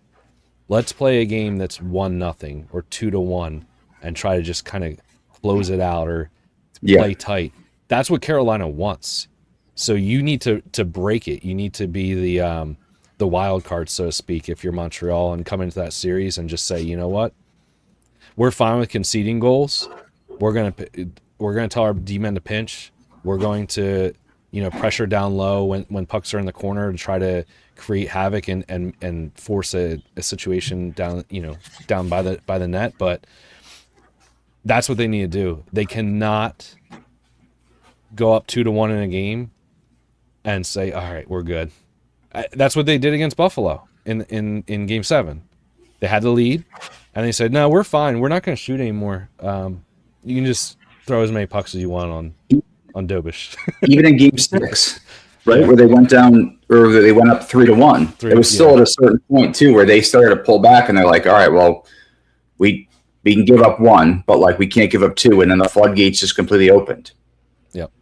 And you cannot do that against this team. They will cook you instantly.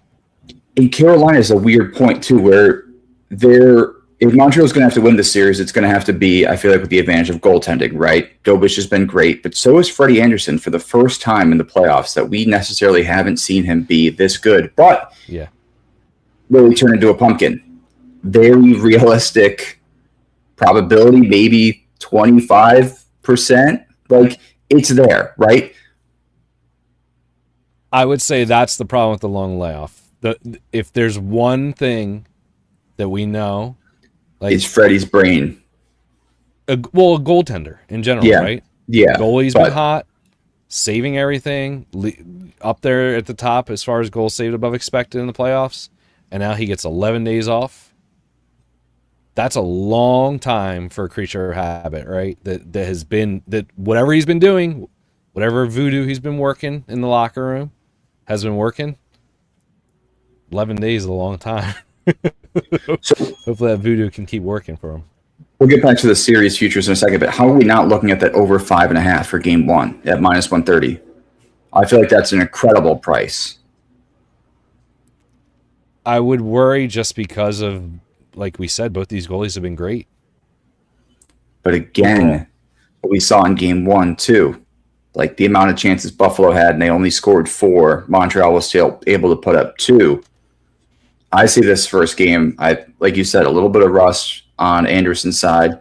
Dobish has been good, but this team's also going to be exhausted. I think Carolina wins Game 1, -196, not a price I'm willing to lay.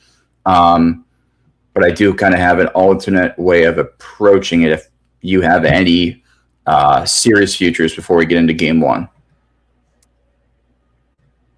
I could do a... Let's see. Oh, here we go. This is the Can we do it? Can we do a Carolina to win Game 1 and win the series? What's that? All right, let's see what we got here. -125. That's not bad. I love it. My two favorite props in this one are going to be Carolina Hurricanes 4-1 at +320 and Carolina Hurricanes 4-2 at +360. Okay. I don't think they sweep Montreal. I think Montreal is a better team than Ottawa and Philly, obviously. But I think Carolina wins the series somewhat decisively. The spread on the series is -1.5 at -122. Instead, I'm going to go towards the correct score and go Hurricanes take the series 4-1. Hurricanes take this series 4-2 at +320 and +360. Obviously, shop around. I only have one tab open, but those are the two props in terms of series futures that I'm taking in the East. That's good. I mean, that's good pricing for that. Yep. Yeah, you got to figure it's going to be difficult to get this to go to 7. We're going to find out a lot. We're going to find out a lot this first game, I think, as far as if they can break it down. I don't think the series goes 7. So if you want to play it safer, you can just take the exact number of games. 5 games is +230. 6 games is 2-1. But yeah, that's not bad. Take that if you're like, hey, maybe Montreal's a chance. But like, can Montreal go 3 series in a row, forcing Game 7s or taking it to Game 7? It just doesn't seem realistic. And I don't see them winning in Game 7 if they did get there. Correct. Correct. They have to win a series quick if they want to have a shot. There would be too much injuries, too much wear and tear. And again, I mean, we talked about the depth. I have some serious concerns about that depth as far as, are they going to even play that fourth line in a tight game, right? Like they didn't play it in overtime. I think they said Kapanen They're had running like 6 5 forwards. That minutes third or line something was like even that. like the third line was getting very few shifts as well. Like Which is St. weird Louis because you have shortened Deneau. but Like- he completely shortened that bench, Yeah. which I guess for one game you have to do, but I don't know. Yeah, Back-to-back 7-game series. We know what happens when you do that. Like we criticized the Kings a year ago for doing that because that's what happened. They said no, we're just not going to play anyone, and then Edmonton just rolled them for the rest of the series. You can't do that and get away with it for very long. So like I said, I have my concerns about the depth, like really, really wearing down this team, especially not against a team who's only played 8 games this postseason. And they're going to roll every line. They are going to run them into the ground. Yeah. I think, I mean, Carolina 4-1. We'll see if Carolina they can make 4-2. it interesting. But I do plus agree. 320, plus 360. I think 5 and 6 games is a safe way to go. And that 4-2, 4-1 looks pretty good as well. Like you said, I feel like this is a stepping stone for Montreal going forward. If I'm a fan of Montreal, I'm excited for this team for their future. Period. But they're a damn good hockey team. They're a damn good hockey team. Too much of a cakewalk. It's been too much of a cakewalk for Carolina getting to this point that I think everything stacks against Montreal in this series, and it's just going to be too difficult. You have to get some luck in the postseason, and right now the cards are heavily stacked against them. Yeah. All right. So once more, we like the 5 games, which is for the series futures. 5 games, which is plus 230. 6 games, which is 2-1. And then, kind of, if you want to get more aggressive, I like Carolina Hurricanes correct series score 4-1 at plus 320, and Carolina Hurricanes 4-2 correct series score at plus 360. All right, moving on to the West here. We got game 1 tonight, but let's get into some series props before that. Kind of a similar situation, but not to the extreme as in the East, right? Colorado obviously has the rest advantage here, but there is that major injury to Makar. Like, Malinsky has struggled in the postseason in terms of injury issues. Vegas, Stone continues to kind of be questionable for tonight, game 1. Injuries on both sides. At minus 250, are you willing to lay that for Colorado? I'm going to kind of do what you did in the other series. To me, when I look at these two teams, I feel like this is almost an even more unfair matchup, which kind of seems weird because I feel like Montreal has that wild card factor, like I said, where with the speed and whatever, they could kind of maybe shock a little bit. Mm-hmm. There's no shock coming from Vegas to me. I look at this team, I look at the depth of what they have, and it's just not what we're used to seeing from VGK, right? We're so used to them finding the loopholes and being able to carry all this like insane depth into the playoffs, where you look at them top to bottom and it doesn't seem fair. It's not the case anymore. No. I mean, getting Carlson back has been huge. Yeah, but still, I mean, even with him, the depth doesn't look great. I mean, down the middle they look okay, but compared to Colorado down the middle is just stupid and unfair. When you have Nick Waugh and Jack Drury as like your 4th line guys, basically, it's not even right. And then on the wings, I'm like seriously worried about this VGK side, especially with Stone out. And even if Stone comes back, like, what is he going to bring against this Colorado team with so much speed that they have? Like, he's going to have his moments, I think, but is he going to just be hampered as well? Like, he could come back and just look like crap. You add him back to the lineup and you just are expecting him to be normal. I don't think that's going to be the case, but I mean, they're relying on Brett Howden to play like meaningful minutes, and he's been great this playoffs. Yeah, but it's been great against Utah and Anaheim. This is not the same thing here. No. So I feel like they've kind of had a path similar to what Carolina has against like teams that are kind of outmatched in a way, like as far as experience versus youth. And, they dealt with the two teams that they faced in Utah and the Ducks. But man, now this is their first team with playoff experience test. Yeah. I just don't think.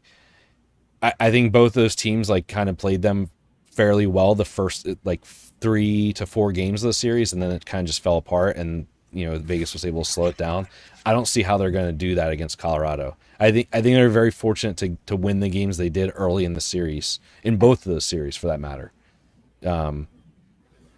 Because we could have seen them eliminated in either of those rounds, and they got through, just by taking care of business with their experience. But I don't know. Yeah, if they played Dallas or Minnesota in that first round, they'd be done. They'd be done. So I even think Edmonton would have pushed them.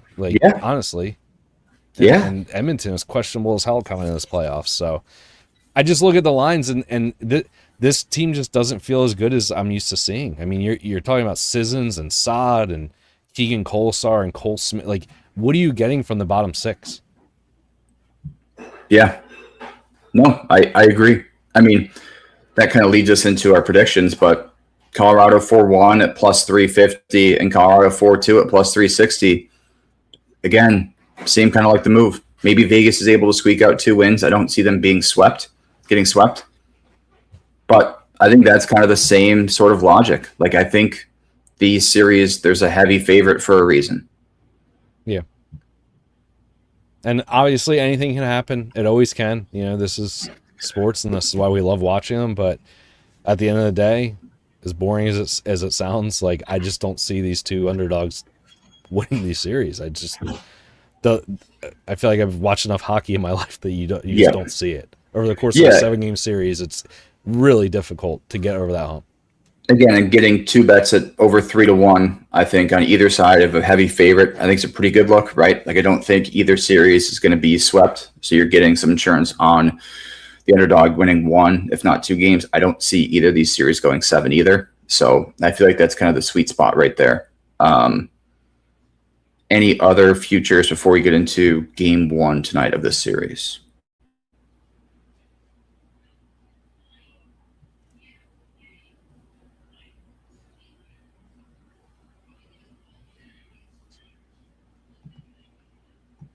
Did I lose you, Franco?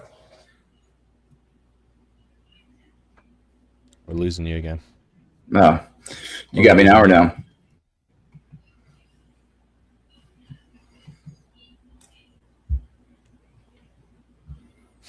Yeah, I got you. All right.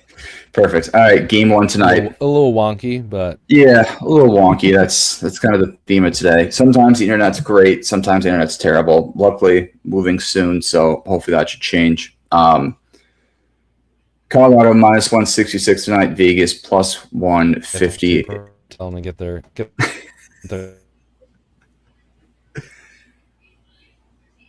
crap together. Yep. I'll let you start here. Any thoughts on game 1 tonight? The reaction, the late in the reaction today, and then like a little bit there.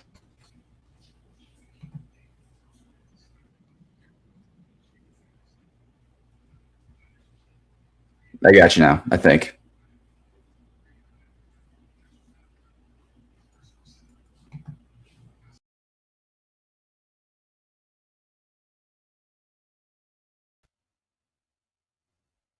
Now it's just me. We finally lost Gator. All right, let's start talking about tonight. So, right, there he is. Let's see if we can add him back here. Are you alive, Gator? Got me now? Yes. I think so, yes. All right, game 1. What are you thinking here before the internet craps out again? Just explodes. I mean, again, No. Hang on. Uh-oh. Mr. International's here. Man. There he is. Let's go. Yeah. I think you have Wi-Fi in Mexico that I do in Boston right now. Yeah, he's coming in clearer than you are right now, Guy. I know, yeah. Don't mess around. It's what 300 pesos gets you. Damn right. Oh yeah, I'm in my penthouse. That's a nice view you got there, buddy. Isn't it? 11th floor. Oh, We just fancy. got it. So Nice. yeah. Well, we just So, got done BDK talking about winning? how neither of these underdogs have a chance in this series. In either of these series, tell us I why don't you know, think man. Vegas is going to give Colorado a run for their money. So Makara's missing game 1 for sure, right? Nothing changed. What happens if this starts rolling into game 2 and game 3? I mean, and what if they can solve the wooden goaltenders? I feel like Scott Wedgwood has obviously been incredible this season, but I just feel like it's just a matter of time before somebody chops that wood down, you know? I don't think it's likely, but I do think if there's one upset, and if there was one upset coming out of the West to get past Colorado, it's Vegas. And we did that play in round 1 that failed spectacularly with Slafkovsky Conn Smythe after his Hattie night, which is unfortunate. He slowed down because, I mean, if that went on to a miracle run, never know. But if you have any bets on Colorado to win the cup, wouldn't it a good hedge be Marner for Conn Smythe at this point? Yes, but I would argue I don't think Vegas can beat Carolina. Ooh, man. Yeah, in a weird way, I almost feel like where I have Vegas trouble may have a harder time with Carolina. So, I mean, you would just wait for taking Carolina would be the underdog in that series versus Colorado. You just hedge it then in the Stanley Cup Finals. You wouldn't have to take one beforehand. So You'd lose on a little bit of value. I'm holding a McKinnon Conn Smythe ticket. So essentially, I have Colorado to win the cup. Yeah. Right. So I have considered the Marner look, especially at the price. It's like plus 1,200. But I just worry that they're going to give it to Freddie if Carolina wins the series, if it's Carolina and Vegas. Like Marner would, I don't even think if it went to 7 games and Marner continued his pace, like would they do what they did with McDavid, where you give it to the losing team? Well, that's Montreal is able to light Freddie up a little bit this series. Like, what if he just goes back down to like allowing 2 to 3 goals a night, but they still are winning like 4-3, 4-2? Yeah. But does Stankoven take over then at that point for Carolina? Yes. It's just tough. Like I don't know that like I don't know if Marner can win it if Vegas loses in the cup is my main thought. Whether it's Freddie or Stankoven, like agreed. I mean, it's just why better would you ways just take Carolina? Like, don't worry about the Conn Smythe. Just take Carolina straight up to win the cup, and then you have at least some profit guaranteed. Yeah, like plus one, maybe 2 to 1. 2 to 1. Yeah, if you have a Colorado or McKinnon ticket for Conn Smythe, then you could hedge with Carolina and then do a mega hedge with Marner. Yeah, I got McKinnon. I don't think anybody's on Montreal, right? Or do one hedge with just straight up Carolina, and then maybe sprinkle on either Freddie or Stankoven, who's ever the longer shot to win the Conn Smythe as well, right? Yeah, like you could do it that way as well. So, I mean, I wouldn't take anything before maybe the Stanley Cup, or if you really want to get crazy with it, you take Carolina now and then wait for the Conn Smythe when there's maybe a little bit of a clearer path moving forward when they make it to the Stanley Cup, or if they do. Yeah. So at this point, I wouldn't be worried about like Shevnikov or like Aho having an incredible next 2 series, and they then would they have don't to go crazy because we learned this last year when Marchand all of a sudden went nuclear and the last 2 rounds, but they still gave it to Bennett. Yeah. Yeah. Are we not considering Taylor Hall? Oh man. Potentially. That would be incredible. Taylor Hall winning the Conn Smythe. Hall and Stank are pretty close, I feel like, as far as like that second tier. Stanky Hall. Freddie. Stank has more goals, though. Yeah. True. All right, I guess we'll get to game one. Any plays from you tonight, Franco? Betsky, our futures were Carolina to win 4-1. I think at like 230. Carolina to win the series 4-2 at like plus 260.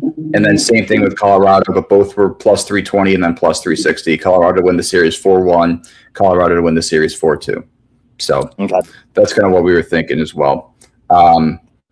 Any plays for tonight? I guess we'll start with you, Betsky, out in Mexico City.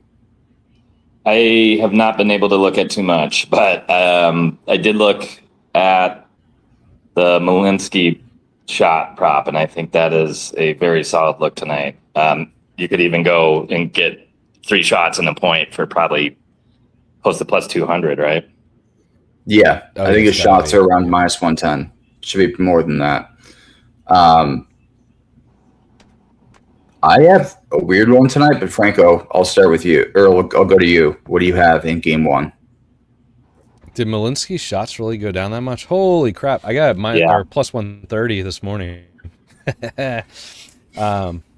So that means it's definitely going to lose about like 1,000% because whenever I get CLV, I just get absolutely cooked. So can't wait for that.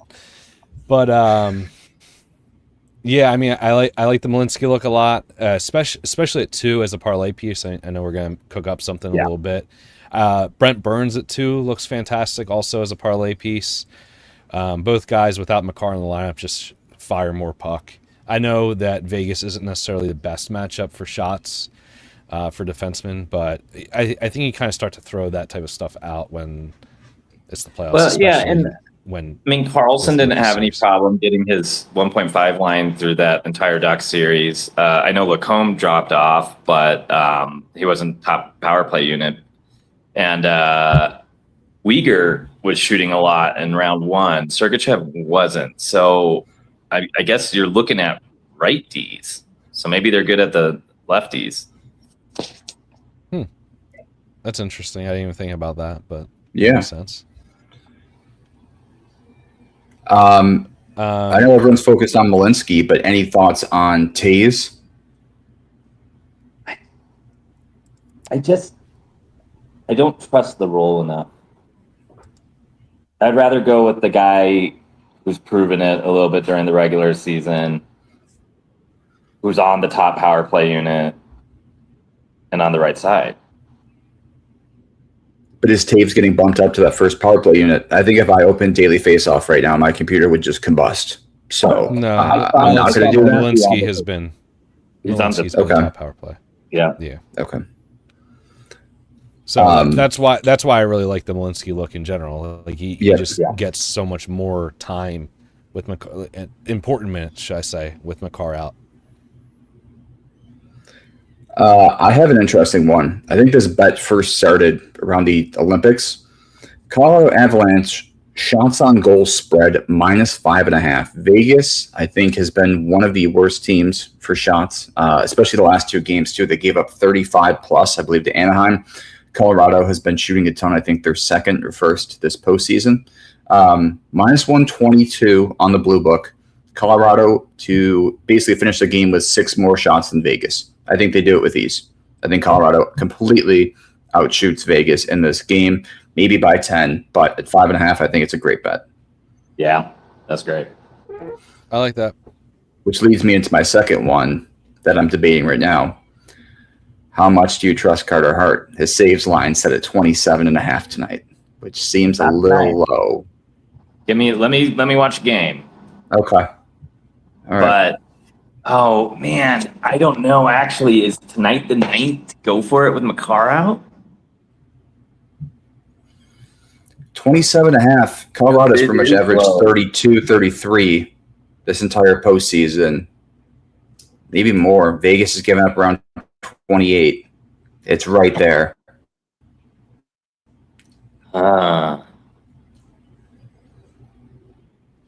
It's tough. I don't hate it. Because when is that going to break? It's a tempting line. Is Carter Hart good?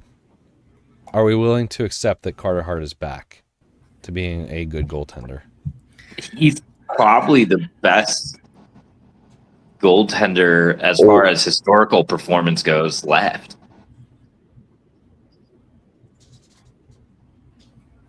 No, not better than Maybe Freddie. Anderson.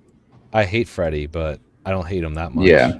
Freddie's had more of an up and down throughout his career than Hart, though.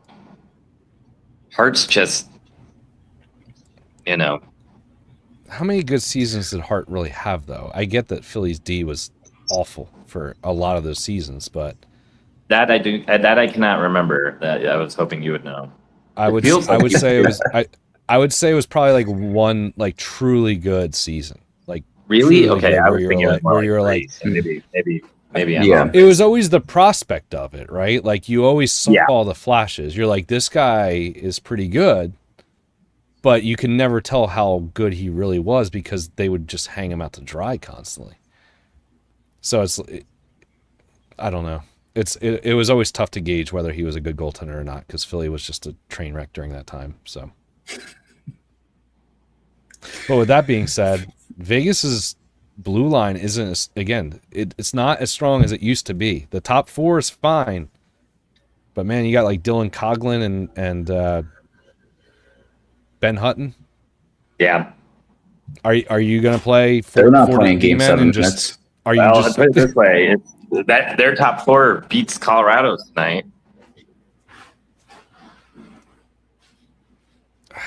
I guess. Yeah. It's not as big of a gap as it should be. But yes. 41-year-old Brent Burns. Burns Malinsky. is playing line 3 though, or line 3. You got Kulak and Manson, Taves and Malinsky. Okay. Yeah, that's not a blowout by any means. Playoff then for Vegas in terms of it's a playoff ready. It's a playoff ready blue line to me. Yeah. All right. Any other plays for Game 1? I like we just stick Kadri with point. maybe a Brett Howden point, Kadri maybe. Point looks good. Yeah, McKinnon at 4 shots. Yeah, give me the line that's not going to be strapped to McKinnon all night. So give me that Marner line for sure. Yeah. Is it Marner, Howden, Carlson? Well, Carlson, yeah, duh. Yeah. I mean, Howden point plus 135.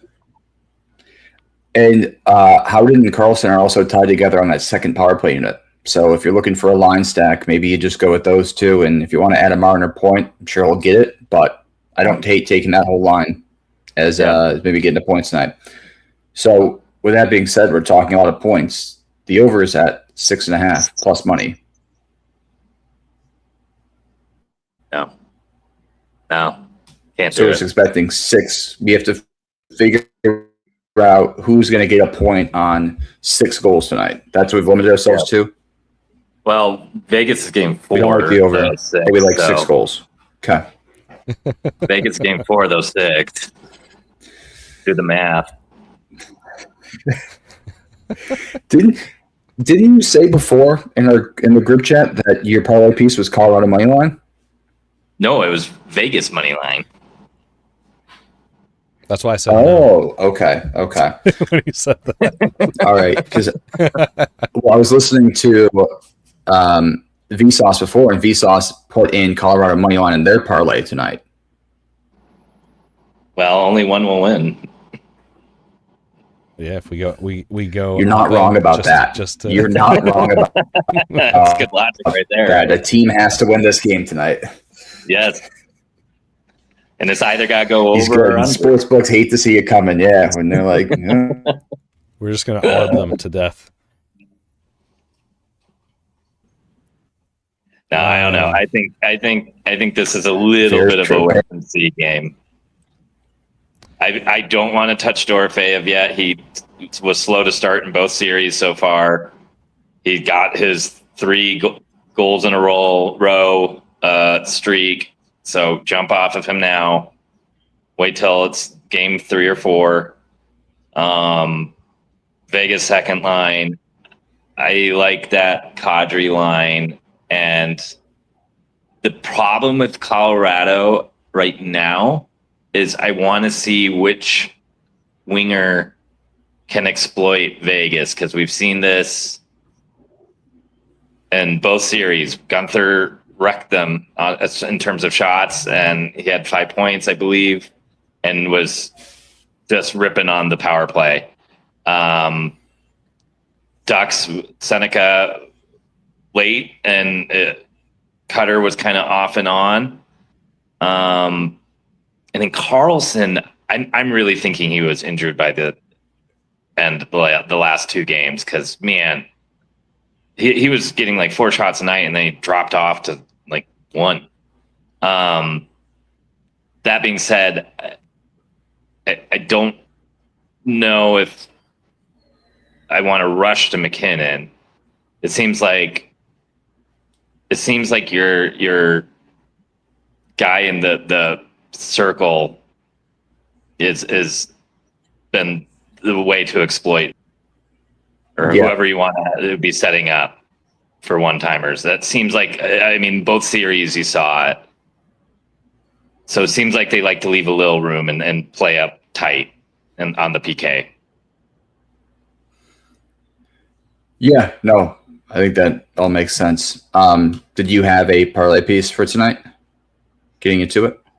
I'll do the Malinsky shots. I'm fine with 3, or if you want to do Malinsky at 3? 1.5. Okay. After ML pitching this, and what I'm getting at is I want to see if Landeskog is going to be that guy for Colorado that can get pucks past the Vegas defenseman on the power play, or if it's going to be who else is on that top one. Natchez, yes. I was getting stuck on Lehkonen, even though I knew he wasn't on it. Yes, I want to see if it's going to be Landy or Natchez. I think it's going to be Landy. I love his point tonight for a parlay piece at -160. That was the other one I wanted. So Yep. I love Landeskog point. But yeah, I don't want to dump on Colorado shots yet outside of Malinsky. And I do like Burns 1.5. I just want to see how these lines match up. I mean, Eichel's no joke when he gets hot. But they're going to move David. McKinnon away from Eichel as much as possible. Yeah. With last change. Yeah. So yeah, that's true. I just looked at McKinnon's history versus Vegas this year. Have you looked at their head-to-head? It's like 95% here, right? Yeah, and then if you go to home, we're talking 8, 6, 7, 10, 6, 6. All right. Yeah. So home games in particular, he hasn't gone below 6 shots on goal. So are we taking it at 4 or 5? 5. I think you take it at 4, or okay, we could do 5 too. I was gonna say take it 4 to be safe, but we could do 5. You can do 4 if you want, but I don't even know where I'm going to be placing this. So You're going to have to run. It's like in Europe, like where they have the betting shops, I think, like on the street, and you have to go up and like write out your slip. Like, there you go. If you would ask about shots, shots on goal too. That'd be incredible. Yep. Trying to go place a bet. I got the pesos right here, boys. There you go. Going figure out how that would be a translates. great video of going up to a betting kiosk in Mexico and asking about Sammy Malinsky shots on goal, and just them just being like, "What are you talking about?"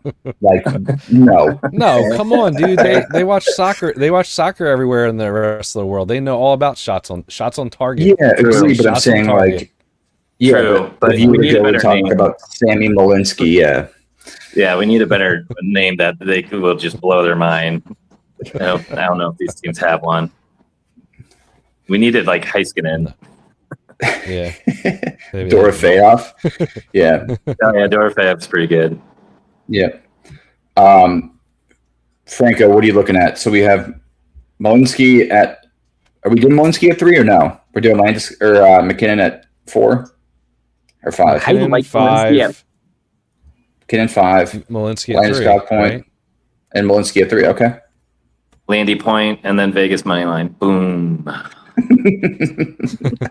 I mean, that reverse correlation would be insane. Oh, that would be. What about hard saves? I don't think it would add much to it because we have 2 shots props in there.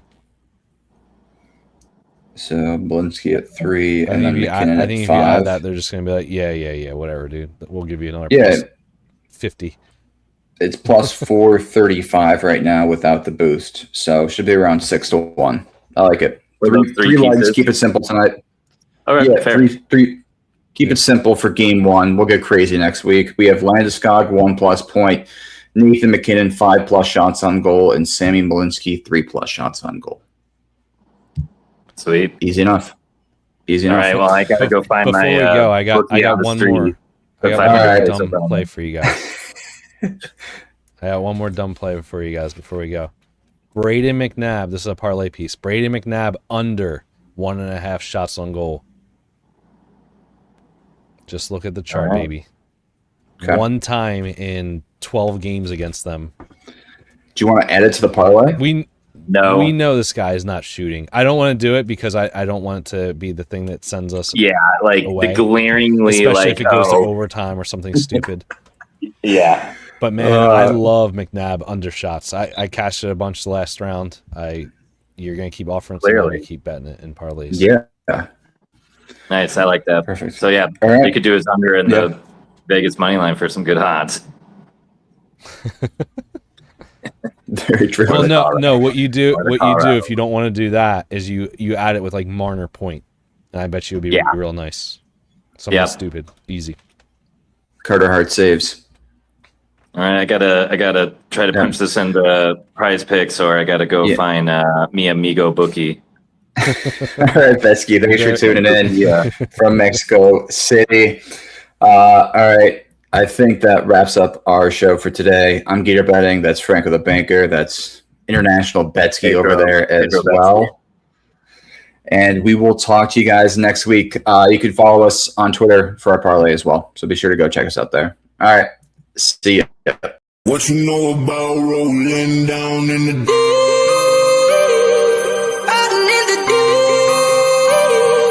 Down in the deep. Now I know y'all be loving this shit right here. About rolling. What you gonna do? Rolling. What you gonna do? Down in the rolling. What you gonna do? Right, y'all be loving this shit. What you know about